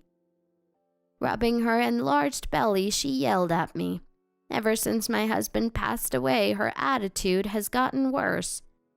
I thought I had always treated her well, but she demanded more. It started with renovating the house and then taking over the sunniest room, which my late husband and I used, redecorating it without permission. My eldest son seems to be under his pregnant wife's thumb, doing whatever she says. I was pushed into a dark, narrow room, almost like a storeroom. Why should I suffer like this? I thought about consulting with the neighbors, but my eldest son's wife was cunning. She had spread the word that I was a mother-in-law trying to kick out a pregnant wife. When a nosy woman from the neighborhood lectured me to be more caring towards my daughter-in-law, I remember feeling dizzy with embarrassment and anger. So, I continued living almost like a maid in my own house. Currently, my eldest son's couple has 2 children. My grandchildren, boys aged 3 and 5. It's a joy to see them growing up healthy, but they are incredibly mischievous and noisy. I think they need better discipline. But Mia, my son's wife, insists on letting them grow up their way, never scolding or correcting them. Whenever I try to discipline my grandsons, she gets furiously angry. To top it all off, "Do you intend to brainwash my children?" I was stunned to hear that. She accused me of such when I was merely teaching them to line up their shoes. This way, the gap between me and my eldest son's wife, with my grandsons in between, deepened. Even today I went to pick up my grandsons from daycare and was preparing dinner. I feed the grandchildren first, because my eldest son and his wife want to eat dinner peacefully. Incredibly, since we started living together, I've never had a meal with them. I'm always serving them during their meal, keeping the hot dishes hot and the cold ones cold as they demand. I think it's selfish, but if they say they're tired from work, I can't help but give in. I only eat after the grandchildren have finished, after my son and his wife have eaten, and almost all the cleaning is done. A tasteless meal with whatever leftovers I can quickly put together. The same goes for baths. I bathe the children. I can't join them as there's still housework to be done. I wash and rinse them while keeping an eye out. The couple takes their baths separately whenever they like. I only get to bathe after they've gone to bed. My eldest son's wife always turns off the pilot light when she's done, even though she knows I haven't bathed yet. It's a waste of gas, isn't it? It's your fault for not bathing earlier, Harper. Still have housework? Aren't you just inefficient? When I ask her to at least leave the pilot light on, she responds with such words, mocking me with a smirk. ignoring the fact that she doesn't help with the chores and ridiculing my efficiency. Even if I want to talk back, I feel like I'll cry if I open my mouth, so I can't say anything. In the end, I have no choice but to soak in lukewarm, tepid water. Continuing this life, I eventually reached my physical and mental limits. I tried my best to improve my relationship with my eldest son's wife, but it was all in vain. Finally, I broke down and became bedridden. That day, feeling feverish since morning, I collapsed while hanging out the laundry. By chance, a woman from the neighborhood passed by and helped me. I rushed to the hospital just before the end of morning consultation hours and was told it was due to overwork and stress. I was advised to rest. I informed my eldest son about my poor health and lay down for the day, taking a break from household chores. It seems my eldest son and his wife arranged to pick up the grandchildren. Thanks to the medication, I fell asleep. When I woke up again, it was already evening. Usually the time I go to pick up my grandchildren from daycare. Trying to get out of bed, I felt dizzy, probably still feverish. I reassured myself that one of my eldest son's couple would have gone to pick them up. But no one returned home.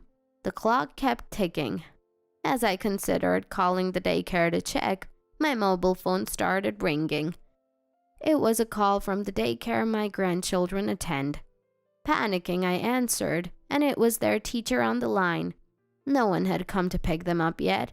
I always pick them up on time, thinking how lonely it must be for them as one by one other children are picked up.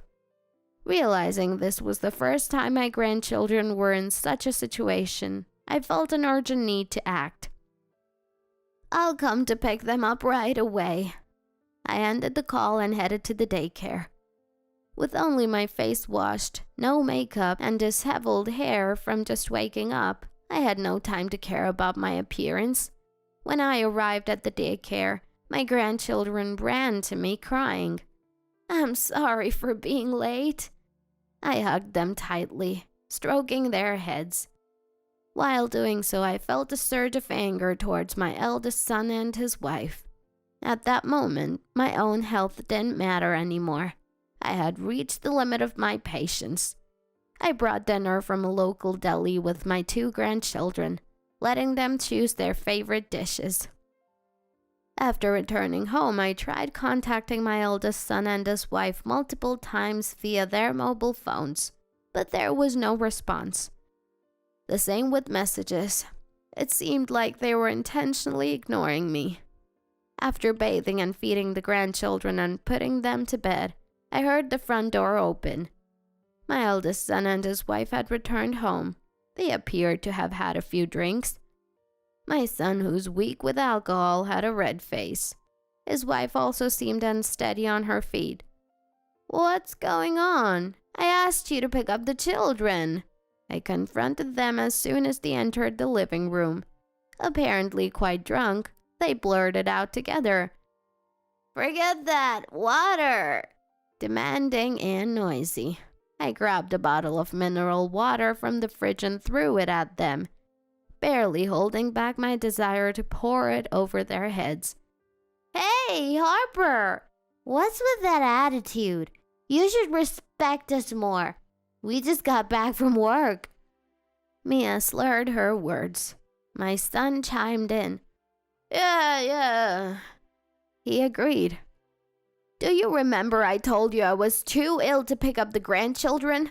Why didn't you go? Don't you care about the children?" Mia snorted at my words as if mocking me. "But in the end, you got the call from the daycare and went to pick them up, right? You could do it. Aren't you just being lazy, expecting us to take responsibility? Harper, you are the housewife after all." Mia rattled off her excuses, showing no remorse. It seemed my attempt to contact them was in vain. "My wife Mia pointed it out, and I thought it made sense. We figured if the daycare called, Mom would go pick them up. If you were sick, you wouldn't have cooked, right? My son implied that they had dined out for my sake, making me dizzy with their lack of understanding. He was clearly influenced by his wife, only his negative traits growing. Trying to think of what to say to get through to them, I fell silent. Mia then smirked triumphantly. See?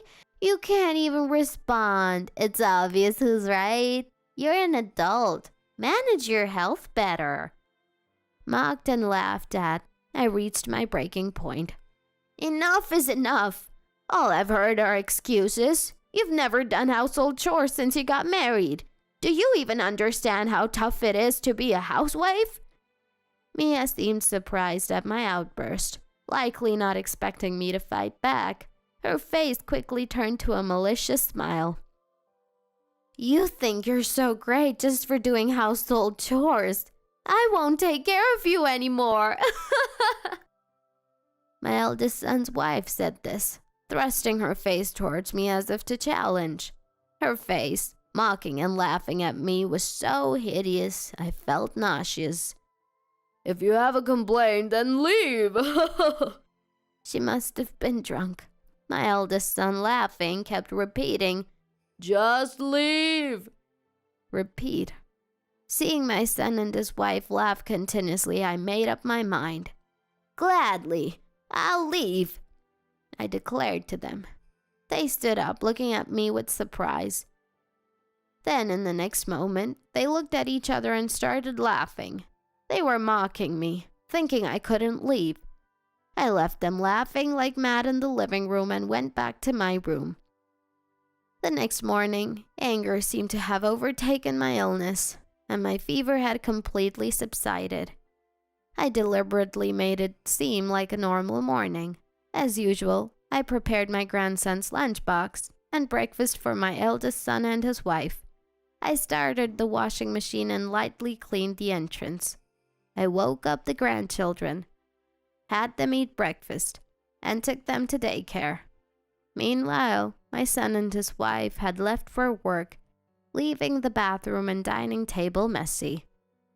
I quickly packed my belongings. Of course, I took my late husband's memorial tablet, which had been with us since the first year of cohabitation. I put all the important documents like land titles into my bag. Then I decided to leave a letter at the entrance and exit the house. The letter read, "Do as you please from now on." I was about to leave but paused, thinking it was the last time. I removed the laundry from the washing machine and threw it on the bathroom floor. I sprinkled ink in the always clean bathroom. I threw kitchen waste in the sink. Just thinking about my son and his wife cleaning it up made me feel a bit lighter. I hoped they'd forgive this small act of retaliation.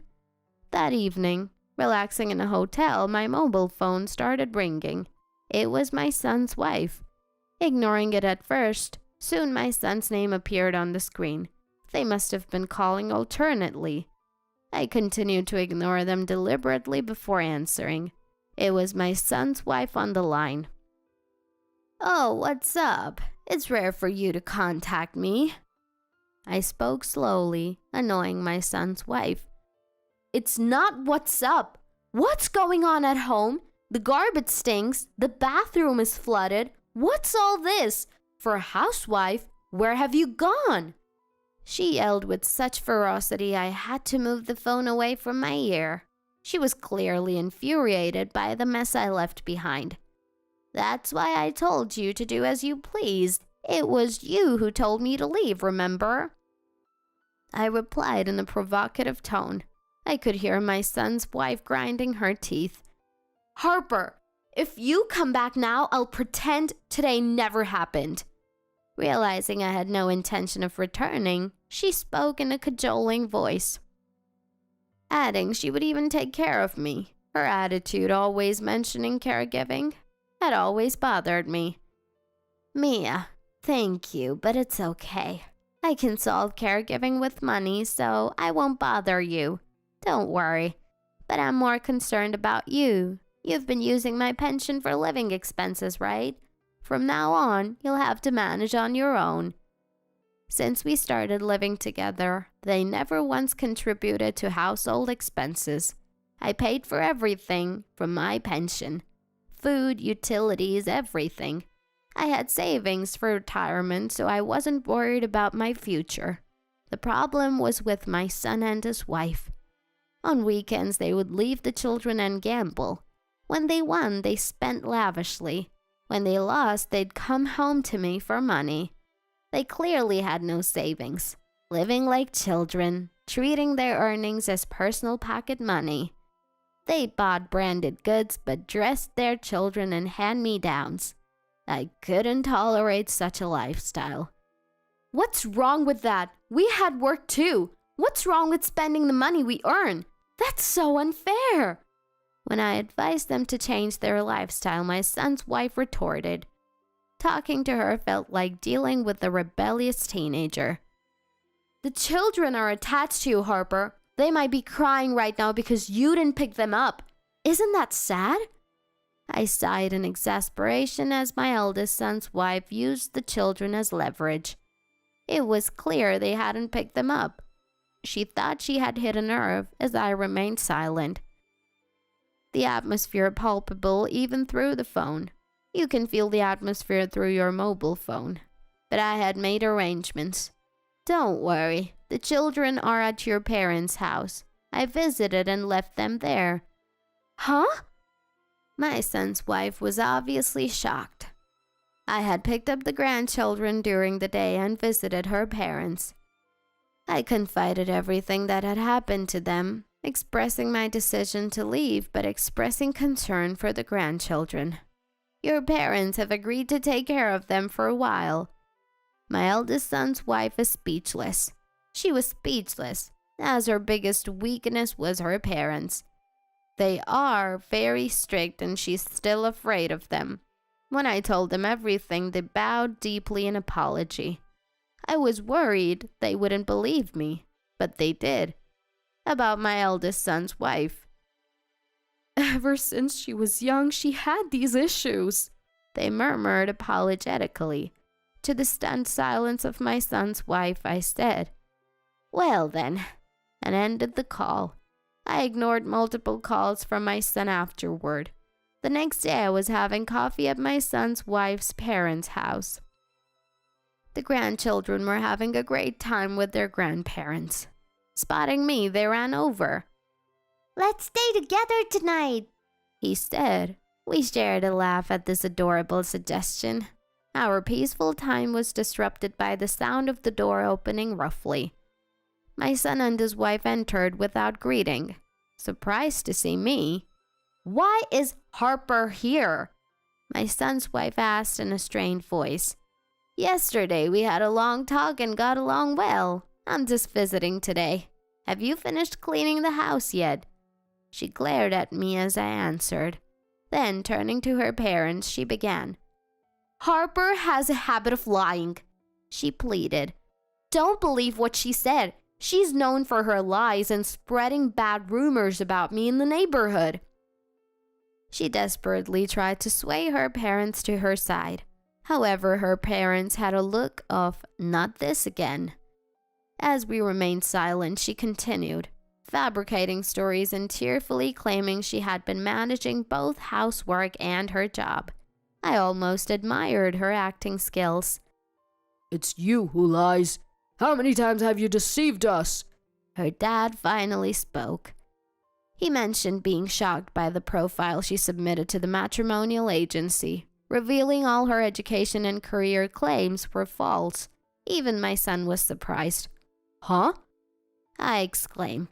It turned out she hadn't even attended university, dropping out of a vocational school and then enjoying an unemployed life. Her parents had gotten her the current job through connections. All her boasts about her education were lies. Confronted by my son, "Is that true?" she covered her ears. "No, it's a lie!" She continued to shout. Her parents sighed and said, "She's always been like this when things go against her." Said, I thought she might truly believe her fantasies were real. We need to talk about the future. Also, the family home will be put up for sale, so please vacate within a week. I then informed my son. What? Stand up! The land originally belonged to my parents, and after my husband's passing, the house was in my name. I told my eldest son that whatever he did was up to me. I need to secure funds for my retirement. You being a father should take more responsibility for your family. My son looked dejected, while his wife shrank, covering her ears. Later, they vacated the family home and moved into a small apartment. The grandchildren were still being cared for at my son's wife's parents' house. My son, deceived by a fake profile. I've been tricked, He said, contemplating divorce. My eldest son said he intended to sue the marriage bureau and his wife for damages. He plans to gain custody of the children and has asked to live together again. It seems he has reflected a bit, as he promised to use the alimony to pay off all his debts.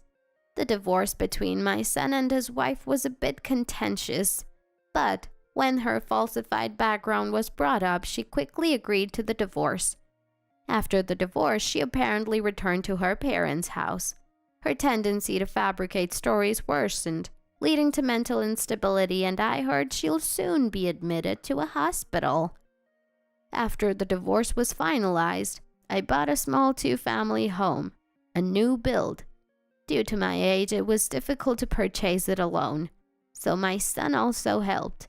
Now I'm living with my 2 grandchildren and my son.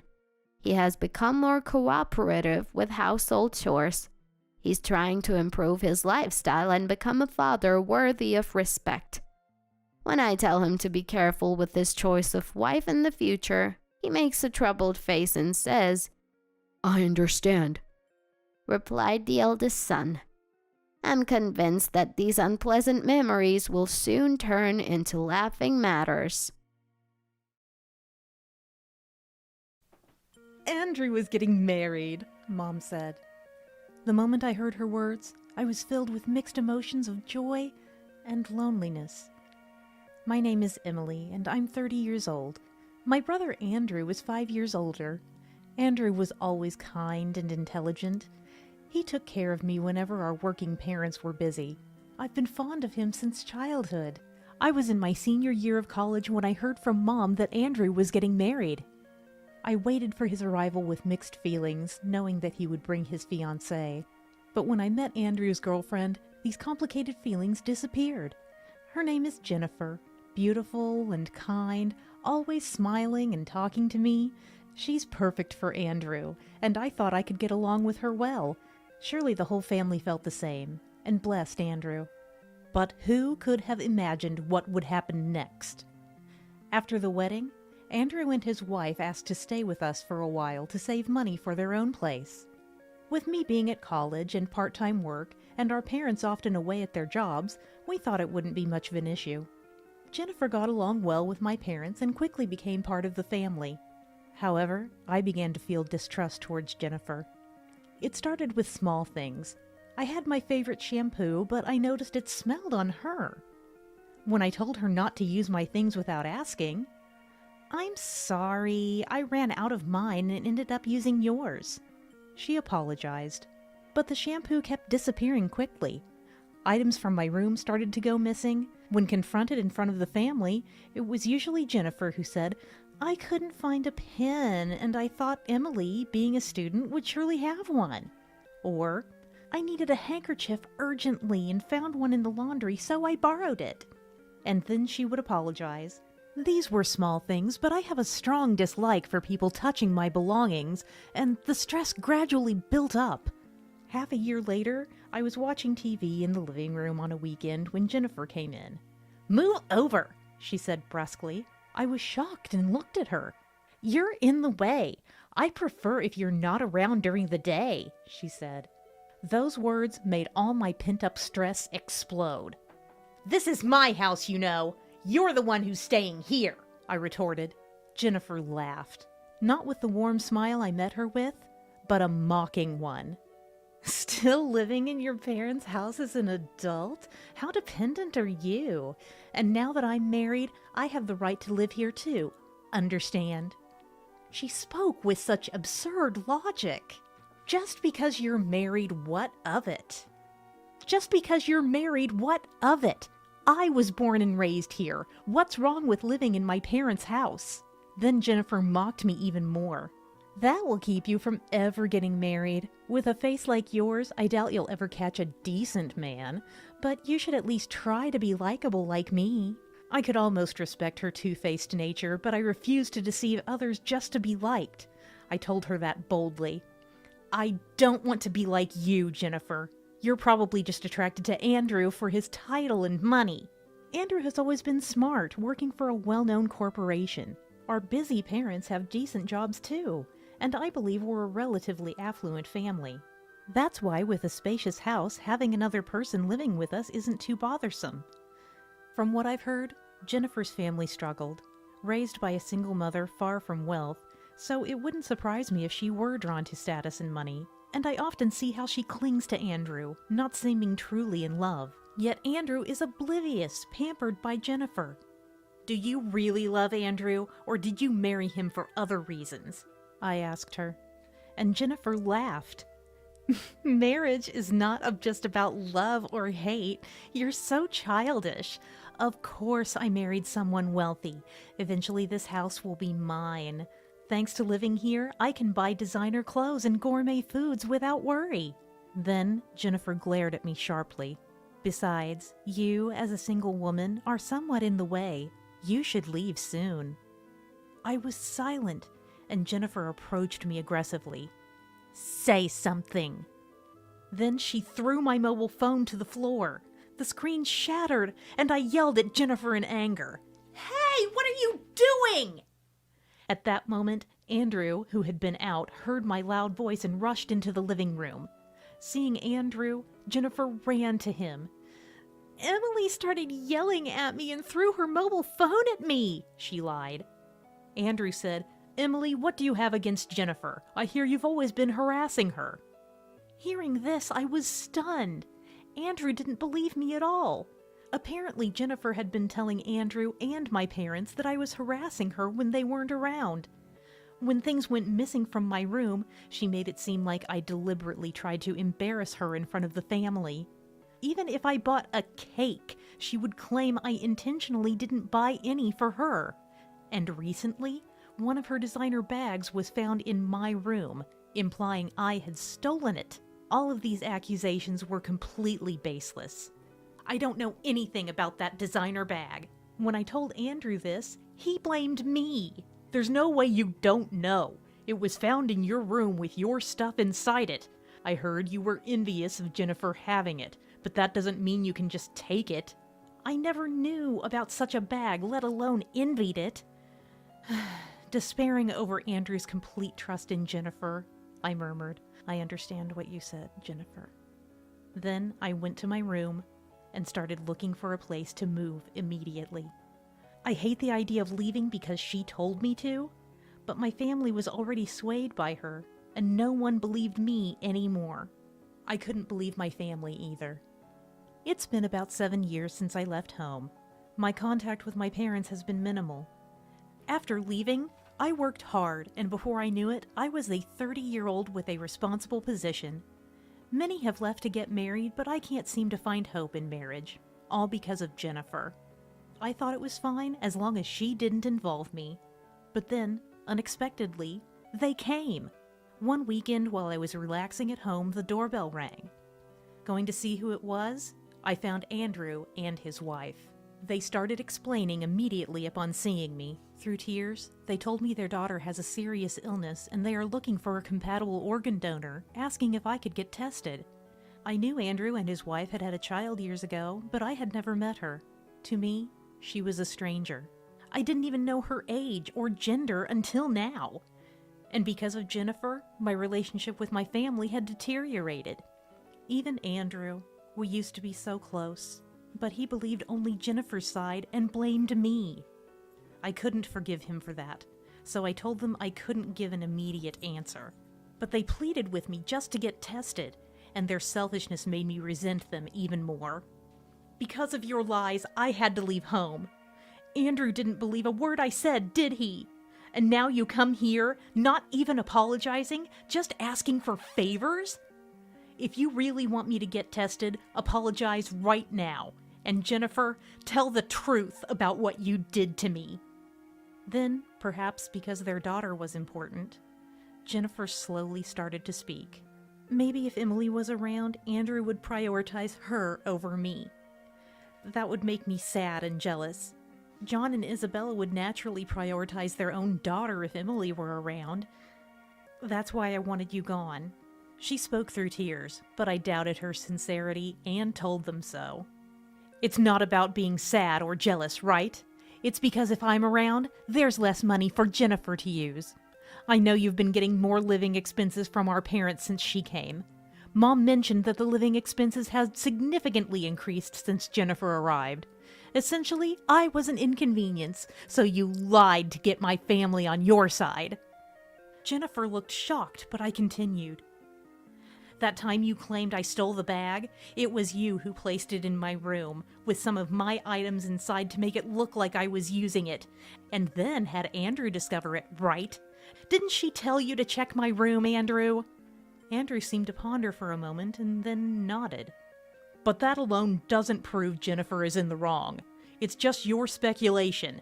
And why bring up such an old issue now? I thought maybe I could awaken Andrew to the truth, but it was futile. Maybe it's good to trust one's spouse, but I couldn't accept it. You are also an adult, they say, but some things can't be overlooked. When I refused, Andrew began to panic. Emily, we just need you to get tested. Apparently, Andrew and his wife, along with our parents and relatives, had been tested, but no one was a match, and I was their last hope. No way. It's my time you're asking for. Why should I do such a thing? That's when Jennifer broke down crying and begged for forgiveness. I'm really sorry. I'll do anything. Please just get the test. I'll even pay you for the day's wages. I was angered by her position. Do you think paying me off settles it? We'll pay your wages, so get tested. If you're a match, donate. Isn't that a strange request? Besides, you've always disliked me. So if I'm a match, you'd have a part of someone you despise in your daughter. You wouldn't be able to bear that, right? Jennifer looked troubled. Even if it's something from the past, I have no desire to help people who can't apologize for their mistakes, and today proves it. You still won't apologize. You probably still look down on me, but don't mistake it. I won't just comply with whatever you say. I've cut ties with my family since then. You're practically strangers to me. As I moved to close the door, Andrew and his wife tried to stop me. It's pointless to say anything more. I've made up my mind. You may love your daughter, but to me, she's a stranger. Would you normally go through pain and change your plans for a stranger? As I finished, Jennifer started to scream. How cruel! But I didn't waver. Yes, a terrible person like you should never come here again. With that, I closed the door. They are strangers to me now. I have no reason to interact with them. From that day on, calls from Andrews incessantly came in. It was really persistent. I hate needles and despise hospitals. I don't know exactly what the test entails, but it likely involves needles and takes time. I can't endure that, so I definitely will not get tested. Enough already. Don't contact me again. Why don't you think about what you've done? After calling me cruel, you still seek help? If you contact me again, I'll talk to the police. I picked up the phone for the last time to tell Andrew this. Then I blocked calls from him and my family. Yet I still feel a pang of pity for my niece when I see sick children on TV. So I hesitated a little and did some research based on what I heard. It seems that overseas transplants are possible. Even if it costs a fortune, there's a chance for survival. If the child is really important, they'd do anything. Yet Jennifer appeared at my house insisting on the test, so I asked her, "Can't she get a transplant overseas? Why don't you go for that option?" But the answer she gave me was absurd. Why would we go overseas when you're right here? Do you know how much that would cost? If you're not going to get tested, then you should pay for it. You're single. You must have savings. You have no other use for it anyway. Being yelled at like this on my doorstep, I called the police, and that was the end of it. How can you be so rude when you're asking for help? Enough is enough. As I said that, the police arrived and took Jennifer away. I heard that Andrew and Jennifer's marital disputes became incessant over the financial strain, and their relationship with our parents worsened. They sold the family home to raise funds, so I no longer have a place to return to. Andrew and his wife moved into an old apartment to save money, but Jennifer couldn't stand the lifestyle, leading to constant quarrels. Whether it's about their daughter or themselves, I can't really tell. Andrew has changed so much. He's as good as gone in my eyes. Since then, I've completely cut ties with them. They stopped involving me. I may be forever alone, but it's far better than being with such people. I am enjoying my single life. Marriage is where life goes to die, they say, and that was exactly true for my own.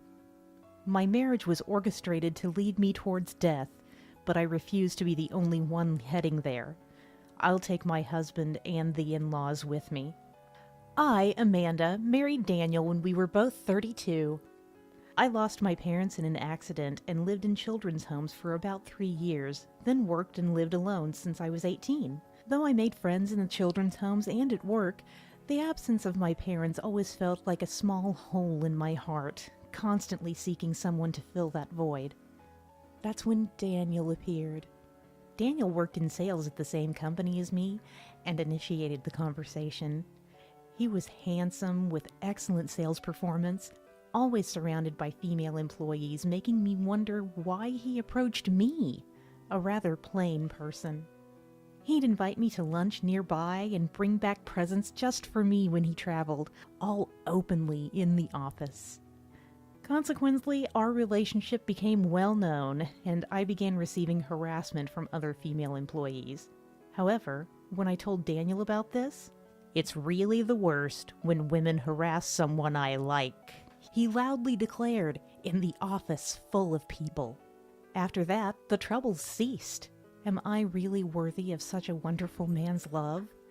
I would tear up with happiness.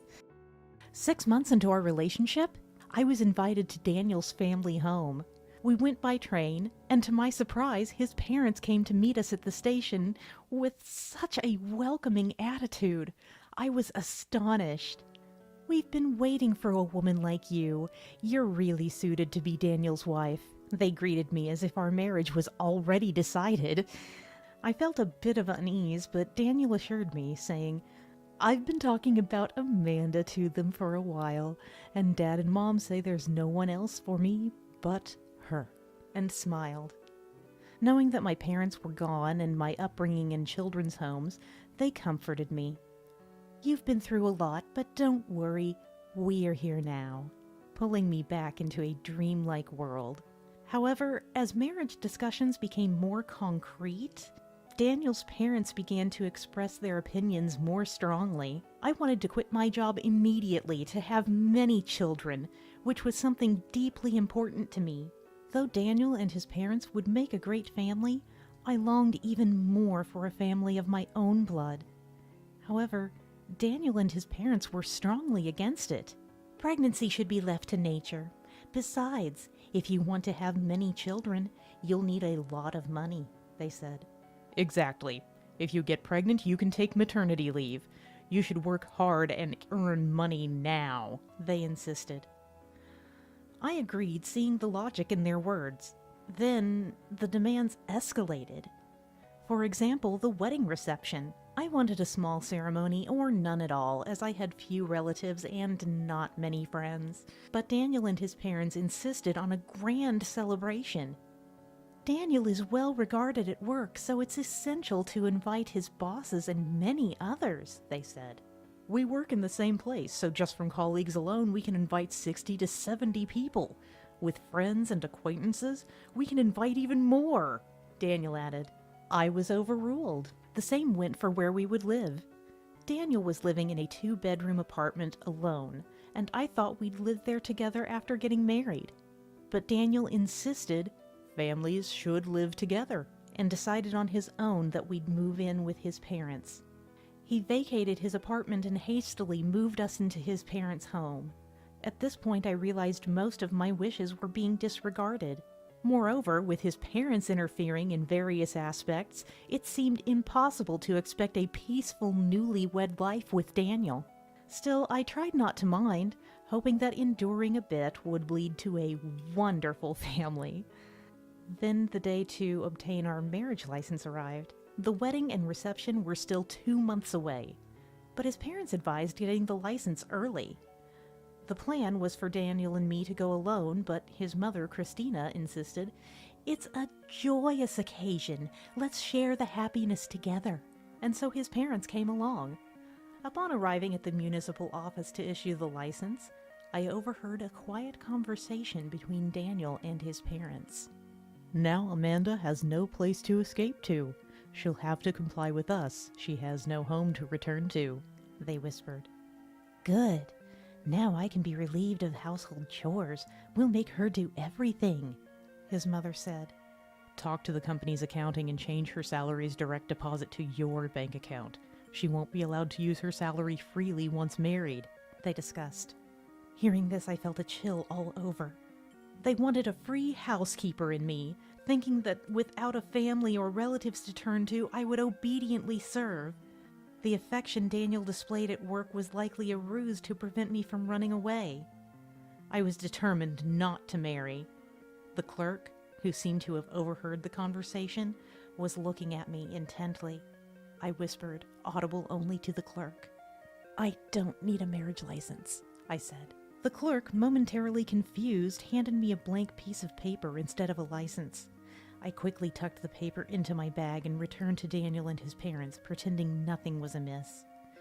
Initially, I wanted to confront them about what I heard, but I realized that wouldn't be enough to settle my frustration. "Looking forward to our future together," I said with a smile, while secretly plotting my next move. As expected, their attitude changed from that day. "Now you must serve us 3 as your masters," they demanded. "Let's see your skills in housekeeping. From now on, everything is your responsibility, Amanda. No slacking, or else," they threatened. "Your salary will be transferred directly to Daniel's bank account to fund a new house we plan to build with your money." As expected, I obediently pretended to comply, all while setting up a trap. "Daniel, Frank, Christina, how about a trip?" I suggested. "I finally have a family and I'm truly grateful. I'd like to invite the 3 of you on a trip as a token of my appreciation," I added, mentioning a super luxurious hotel. They fell for it, so I arranged everything, eagerly awaiting the day. Upon arrival at the hotel, I booked the most expensive rooms for 2 nights, each equipped with a jacuzzi, and access to the hotel's spa, fitness gym, and pool. They were delighted.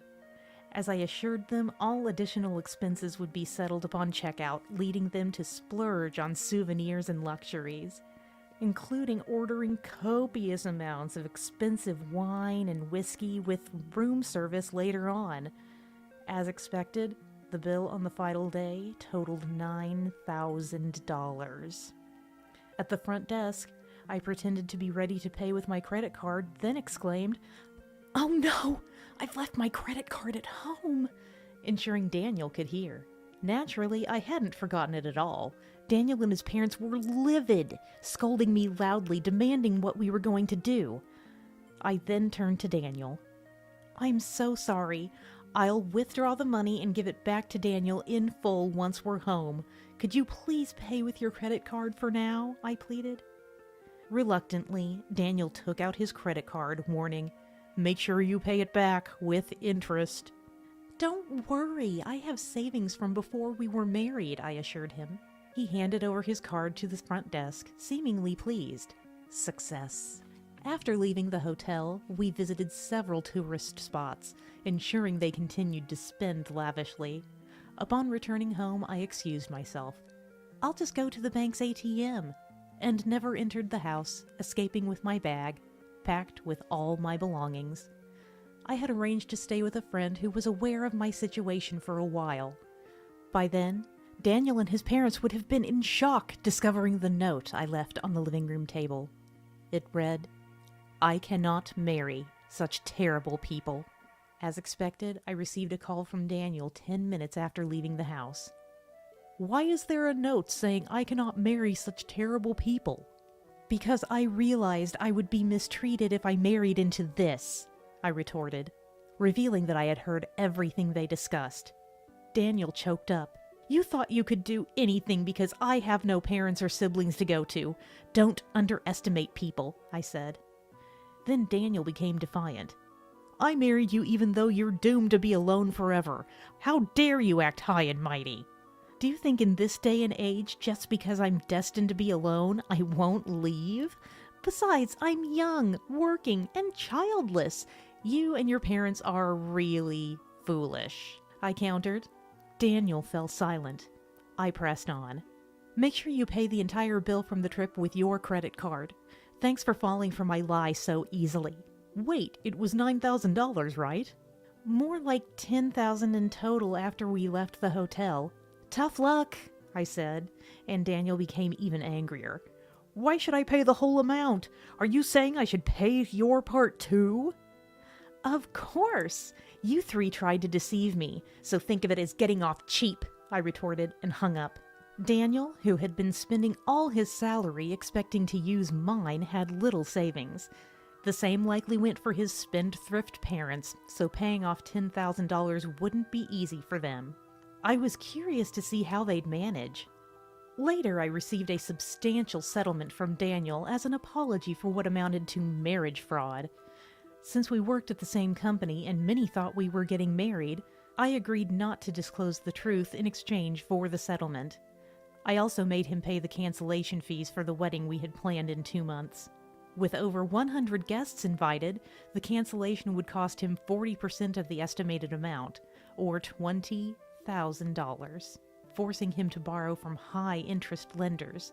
Eventually, the company found out we weren't married because I never submitted any change of address or marriage notification. As a result, Daniel's standing at the company deteriorated, leading to his resignation. He's been struggling to find work and take care of his nearly penniless parents. Meanwhile, I continue to work at the same company. Initially, I was the subject of curiosity and sympathy, but now I've settled into my routine without much gossip. Maybe I'll start looking for a partner after a while. "Oh, it hurts. Help." Struggling with the pain in my back and legs, all I could do was whimper softly. Just as I returned to my apartment and entered the parking lot, a car that had been stopped in front of me suddenly charged at me at full speed. Hit by the car without a chance to avoid it, a dull thud echoed in the parking area. I hit the asphalt hard with my back and bottom, enduring the pain, and as I did, my thigh hurt so much I couldn't help but wince. I must have cut it on the asphalt when I fell. Blood started seeping out of my thigh. As I was lost in the horrific sight, I heard the sound of a car door opening. Out from the passenger side came my husband, Martin. "Martin!" Even as I called out his name with a trembling voice, he wouldn't meet my eyes. Walking to the front of the car, Martin's gaze was fixed only on the bumper that had hit me. He examined every inch of the car, not responding to any of my calls. When he finally stood up, he turned to the driver's seat with a gentle smile and said, "The car's not damaged. Are you okay, Mom? Must have been a shock." It seemed that to Martin, the sight of me bleeding was less important than Jasmine, his mother, who was pale in the driver's seat. A deep anger welled up inside me. And then... My name is Charlotte. I'm a 25-year-old office worker. I moved from the countryside to attend a city university and ended up working at a company near the university. I started dating Martin, a salesman visiting our company, and we had just gotten married a month ago. "Charlotte, even if you continue working, what should we do about where to live? Maybe it's time to start thinking about building a house," Martin would say. "We don't have to decide right now. Let's rent an apartment and then look for a plot of land or discuss what kind of house we want. But I do want to live in a detached house someday, so let's start saving for it, I replied. We were happy, just talking about the future. Martin was an only child. His family was just his mother, as his father had passed away a few years ago, and he had been living at home. We, about to get married, were looking at various apartments, but then Jasmine, his mother, suggested we move in with her. I was hesitant about moving in right after getting married, but Martin quickly communicated our decision not to live with Jasmine. He expressed his concern about leaving Jasmine alone and suggested renting a house near his parents' home instead. Thinking this was better than living together, I agreed. So we decided to rent an apartment within walking distance of his mother's home. Charlotte, thank you so much. I'm so happy to have you both nearby.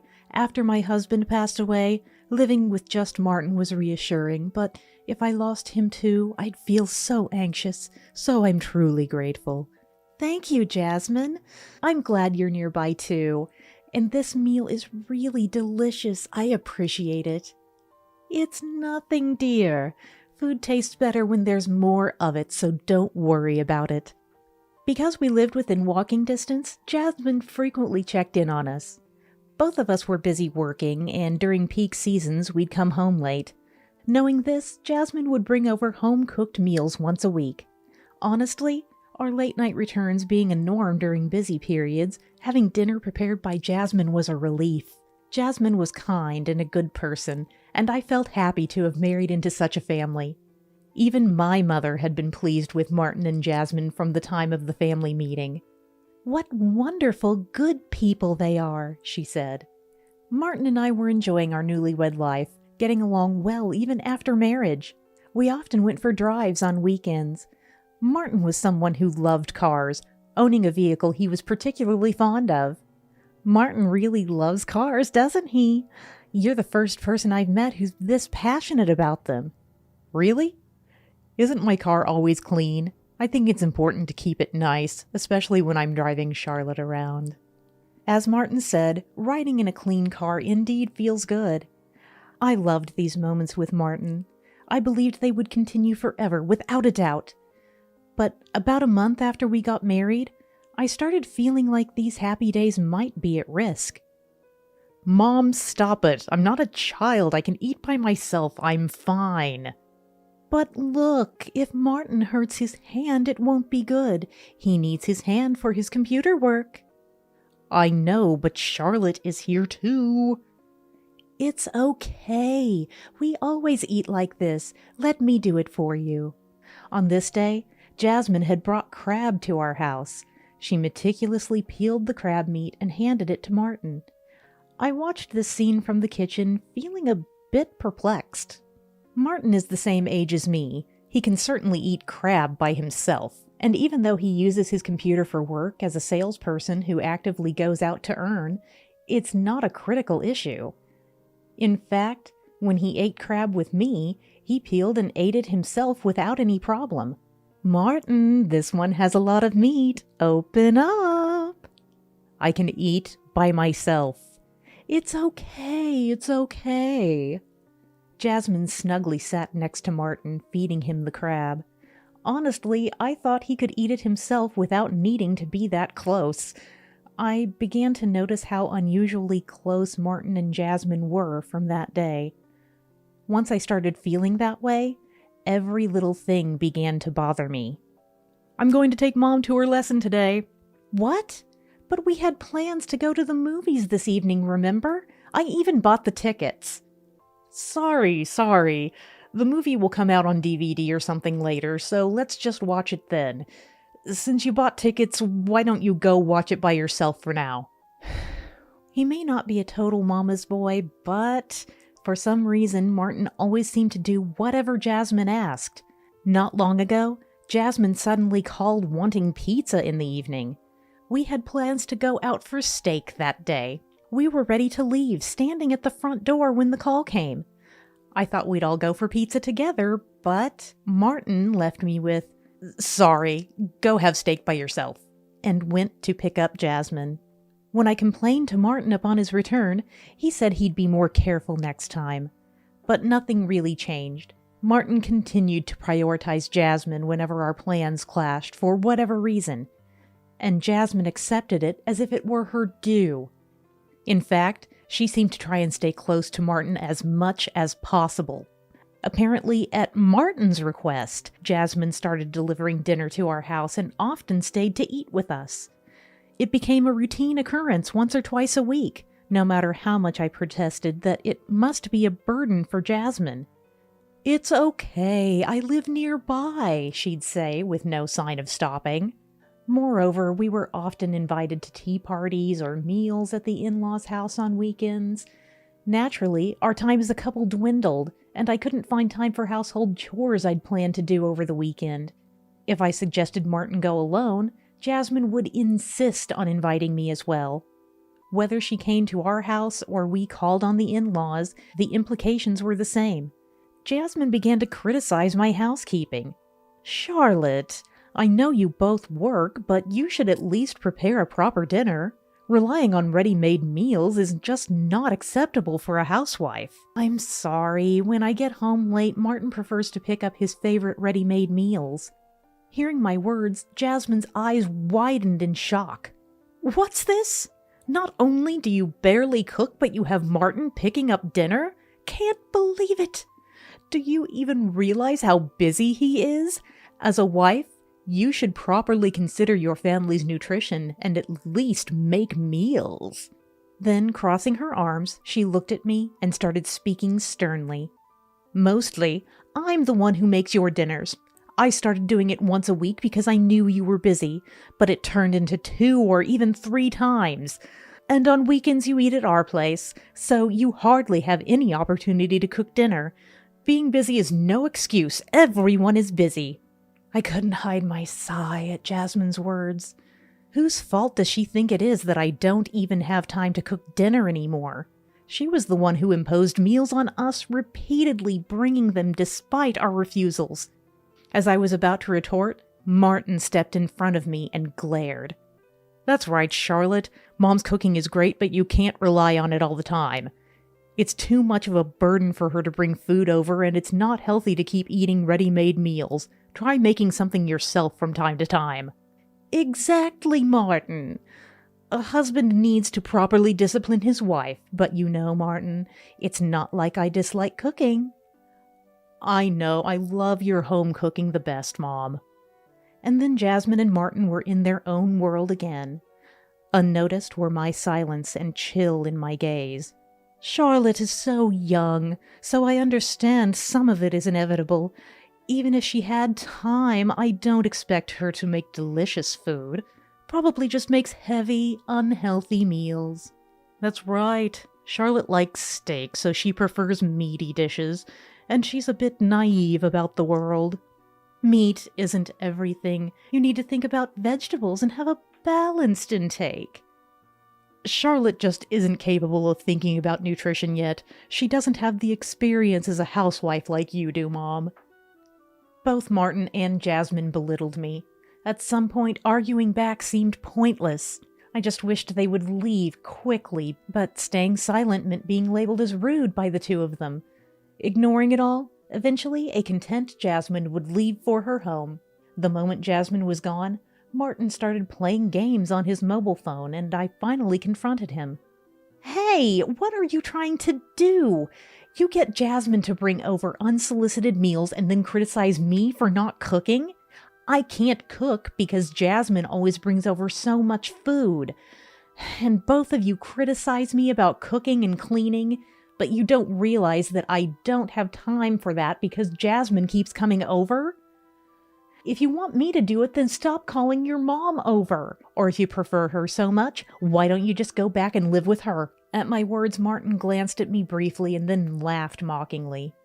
"What's the matter? Are you jealous? We've been close as a family for years. It's known around the neighborhood. Plus, if you learned from my mom, you could improve your skills too. Don't be cold and say things like, 'Don't call her.' Just learn from her." "What?" His response was so off the mark that I was left speechless. Without waiting for my reply, Martin's attention went right back to his mobile phone game. I felt a heavy sense of futility. Martin wasn't the person I once loved anymore. Eventually, I started to stand up to Jasmine, ready to be disliked by her. Yet Jasmine kept imposing herself, saying she would teach me. When I couldn't stand it anymore, I refused to let Jasmine in the house when she came over, and told her directly that it was bothersome. Jasmine looked dumbfounded at first, then became red-faced and shouted back. When I shut the door on her, Martin joined in with her in yelling and charging into the living room. That seemed to be the last straw. Jasmine started interfering even in my work. "Charlotte, can't you reduce your work hours? You're not getting the cleaning done during the week. You need to keep things tidier." "Today is Martin's turn to tidy up. Please tell him that."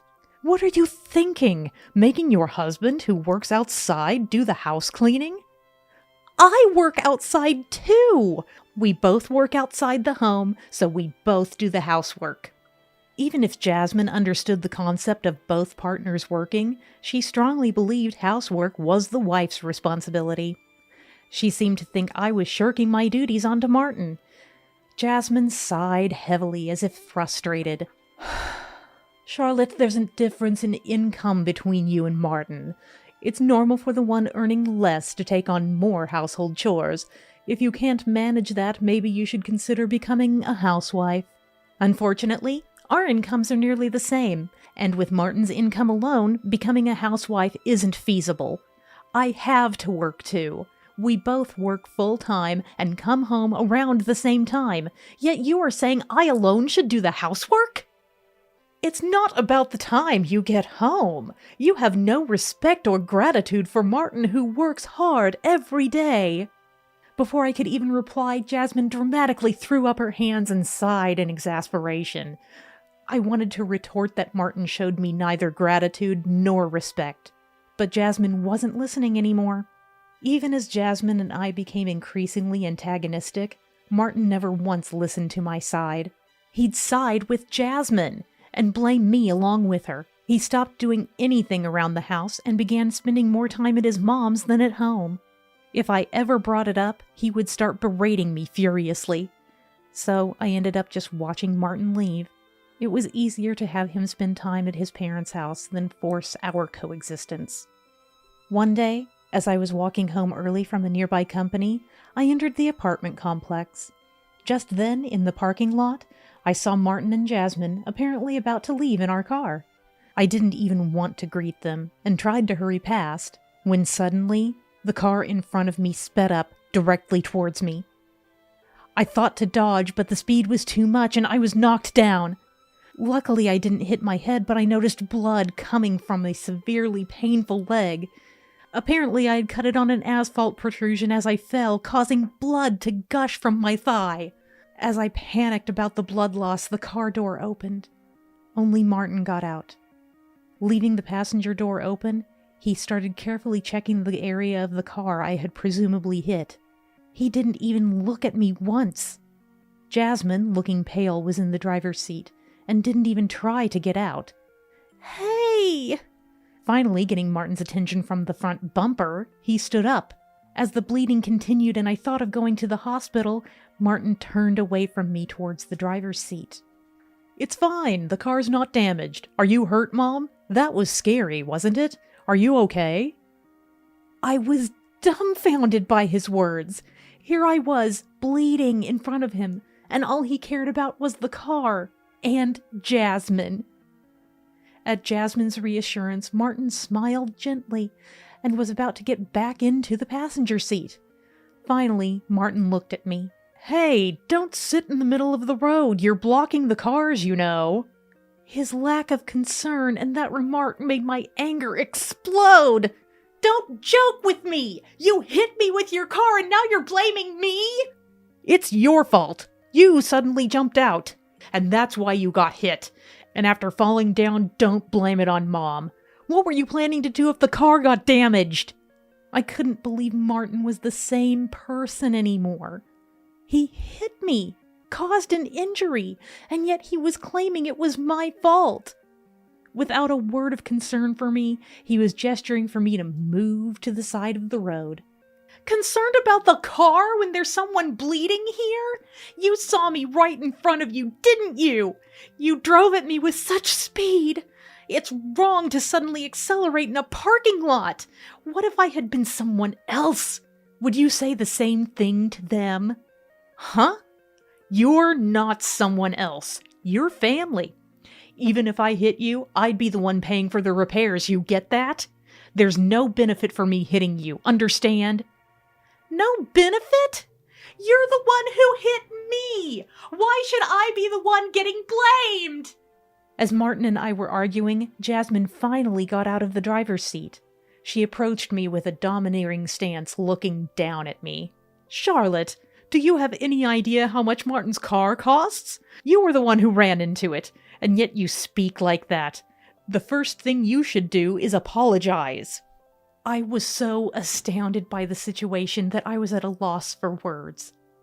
Despite the car accelerating because of Jasmine's foot on the pedal, somehow she believed I had run into them. Why are you still sitting there with a victim's face? It's all your fault for not walking on the sidewalk. As Martin said, you're the one at fault. That's right, it's Charlotte's fault. Now go back home and take care of things. That's all you can do right now. I was speechless at their words. Jasmine and Martin insisted I had run into the car at high speed. Their absurd claim made my head spin. Impatient with my immobility, Martin dragged me to the side of the road. Ignoring my cries of pain, they drove off. Immediately after, someone rushed to my side. Are you okay? I've called the police. Please get into my car. Let's go to the hospital. The person offering help was a colleague who lived in the same apartment complex. As I was thinking about asking her for a towel to avoid soiling her car due to all the blood, dizziness overcame me again, likely from too much blood loss. I realized the severity of my condition only after receiving treatment at the hospital and explaining everything to the doctors. I was told I needed to stay for a few days, but I hadn't prepared for such an event. Even if I wanted someone from home to bring my things, I wasn't sure if Martin would be there. And even if he was, I didn't want to rely on him. Fortunately, there was a shop in the hospital, so I asked a nurse to make some preparations instead. After notifying my company and thanking the colleague who brought me in, I barely finished when my mobile phone began to vibrate. It was a call from Martin. I had no intention of answering, but accidentally pressed the answer button while talking to my colleague, and Martin's voice came through. Finally picked up. Mom's in a lot of trouble because of you, and you have the nerve to ignore calls from your family? What? Who are you? I don't have a hit-and-run offender in my family, I firmly retorted to Martin's words. What? Now you're calling my mom a hit-and-run driver too? The whole neighborhood is buzzing with rumors that she did a hit-and-run. The police might come, they say. You reported it, didn't you? Admit it was a misunderstanding and apologize to the police and Mom. It's a hit and run if you hit someone and flee, and I didn't report it.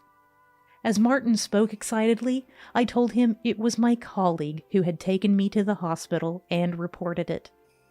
He seemed taken aback, a faint click of his tongue audible. Well, you pretending to be the victim and telling the police should clear it all up. Come quickly. I have to be hospitalized. I can't. Besides, you were sitting in the passenger seat, right? Do you really believe I ran into the car and fell?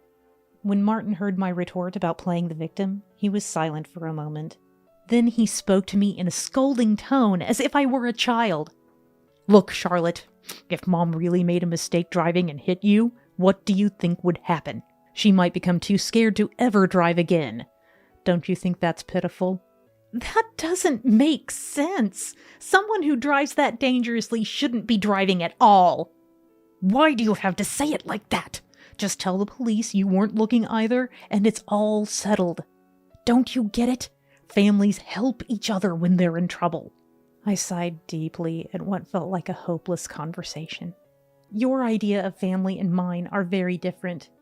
I'll be sending divorce papers once I'm discharged, so be prepared. I need to end this call now. The police will be interviewing me. Hey, why does a problem between you and Mom lead to us getting divorced? I cut off the call, unable to contain my anger any longer.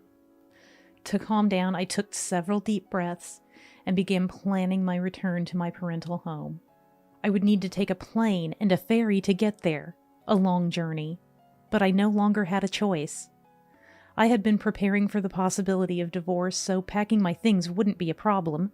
I gave my mom keys to my house so she could collect my belongings during the weekdays when Martin was likely absent. During my hospital stay, the police came for an interview. It turns out the apartment security cameras caught me being hit, providing evidence that could lead to Jasmine's arrest. By the time I was discharged from the hospital, Jasmine had been arrested. Apparently, when the police went to the family home to inquire, Jasmine tried to flee and was quickly apprehended. As for me, I returned to my parental home with my belongings my mother collected, not intending to go back to my house. I resigned from my job, looking to start anew in the countryside. The warm send-off I received when I visited my company to say goodbye contributed to my positive outlook. A few days later, when I initiated divorce proceedings through a lawyer, Martin vehemently refused. He even showed up at my parents' doorstep, but my dad firmly sent him away. Despite Martin's repeated claims of misunderstanding, the evidence was already against them, making any chance of absolving Jasmine's crime impossible. Dad, incensed by Martin's incessant cries of family, furiously slammed the door shut. "This fool! Never call my daughter family again! Get out of here!" Martin still tried to pry open the door, but then suddenly turned around. A group of imposing, well-built neighbors stared him down with stern looks. Startled, Martin dashed off towards the harbor, likely shaking at the ferry terminal while waiting for the next boat. Eventually, my divorce from Martin was finalized. It turned out that not only Jasmine, who was driving, but also Martin, who was the passenger, were under investigation for hit and run. Unlike Jasmine, who fled and was apprehended, Martin cooperated with the police and was under house arrest, a more lenient form of investigation without physical detention.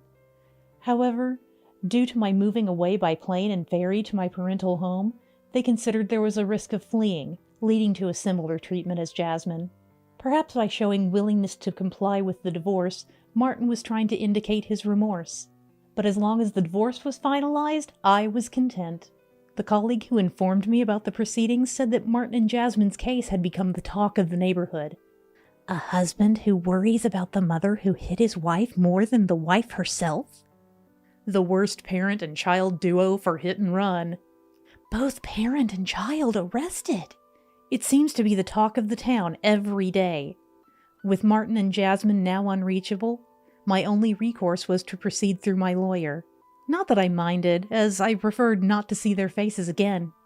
Future dealings with their insurance company, police investigations, and whether the prosecution would proceed were expected to be time-consuming. My only wish was for a swift resolution, so that I would never have to contact them again.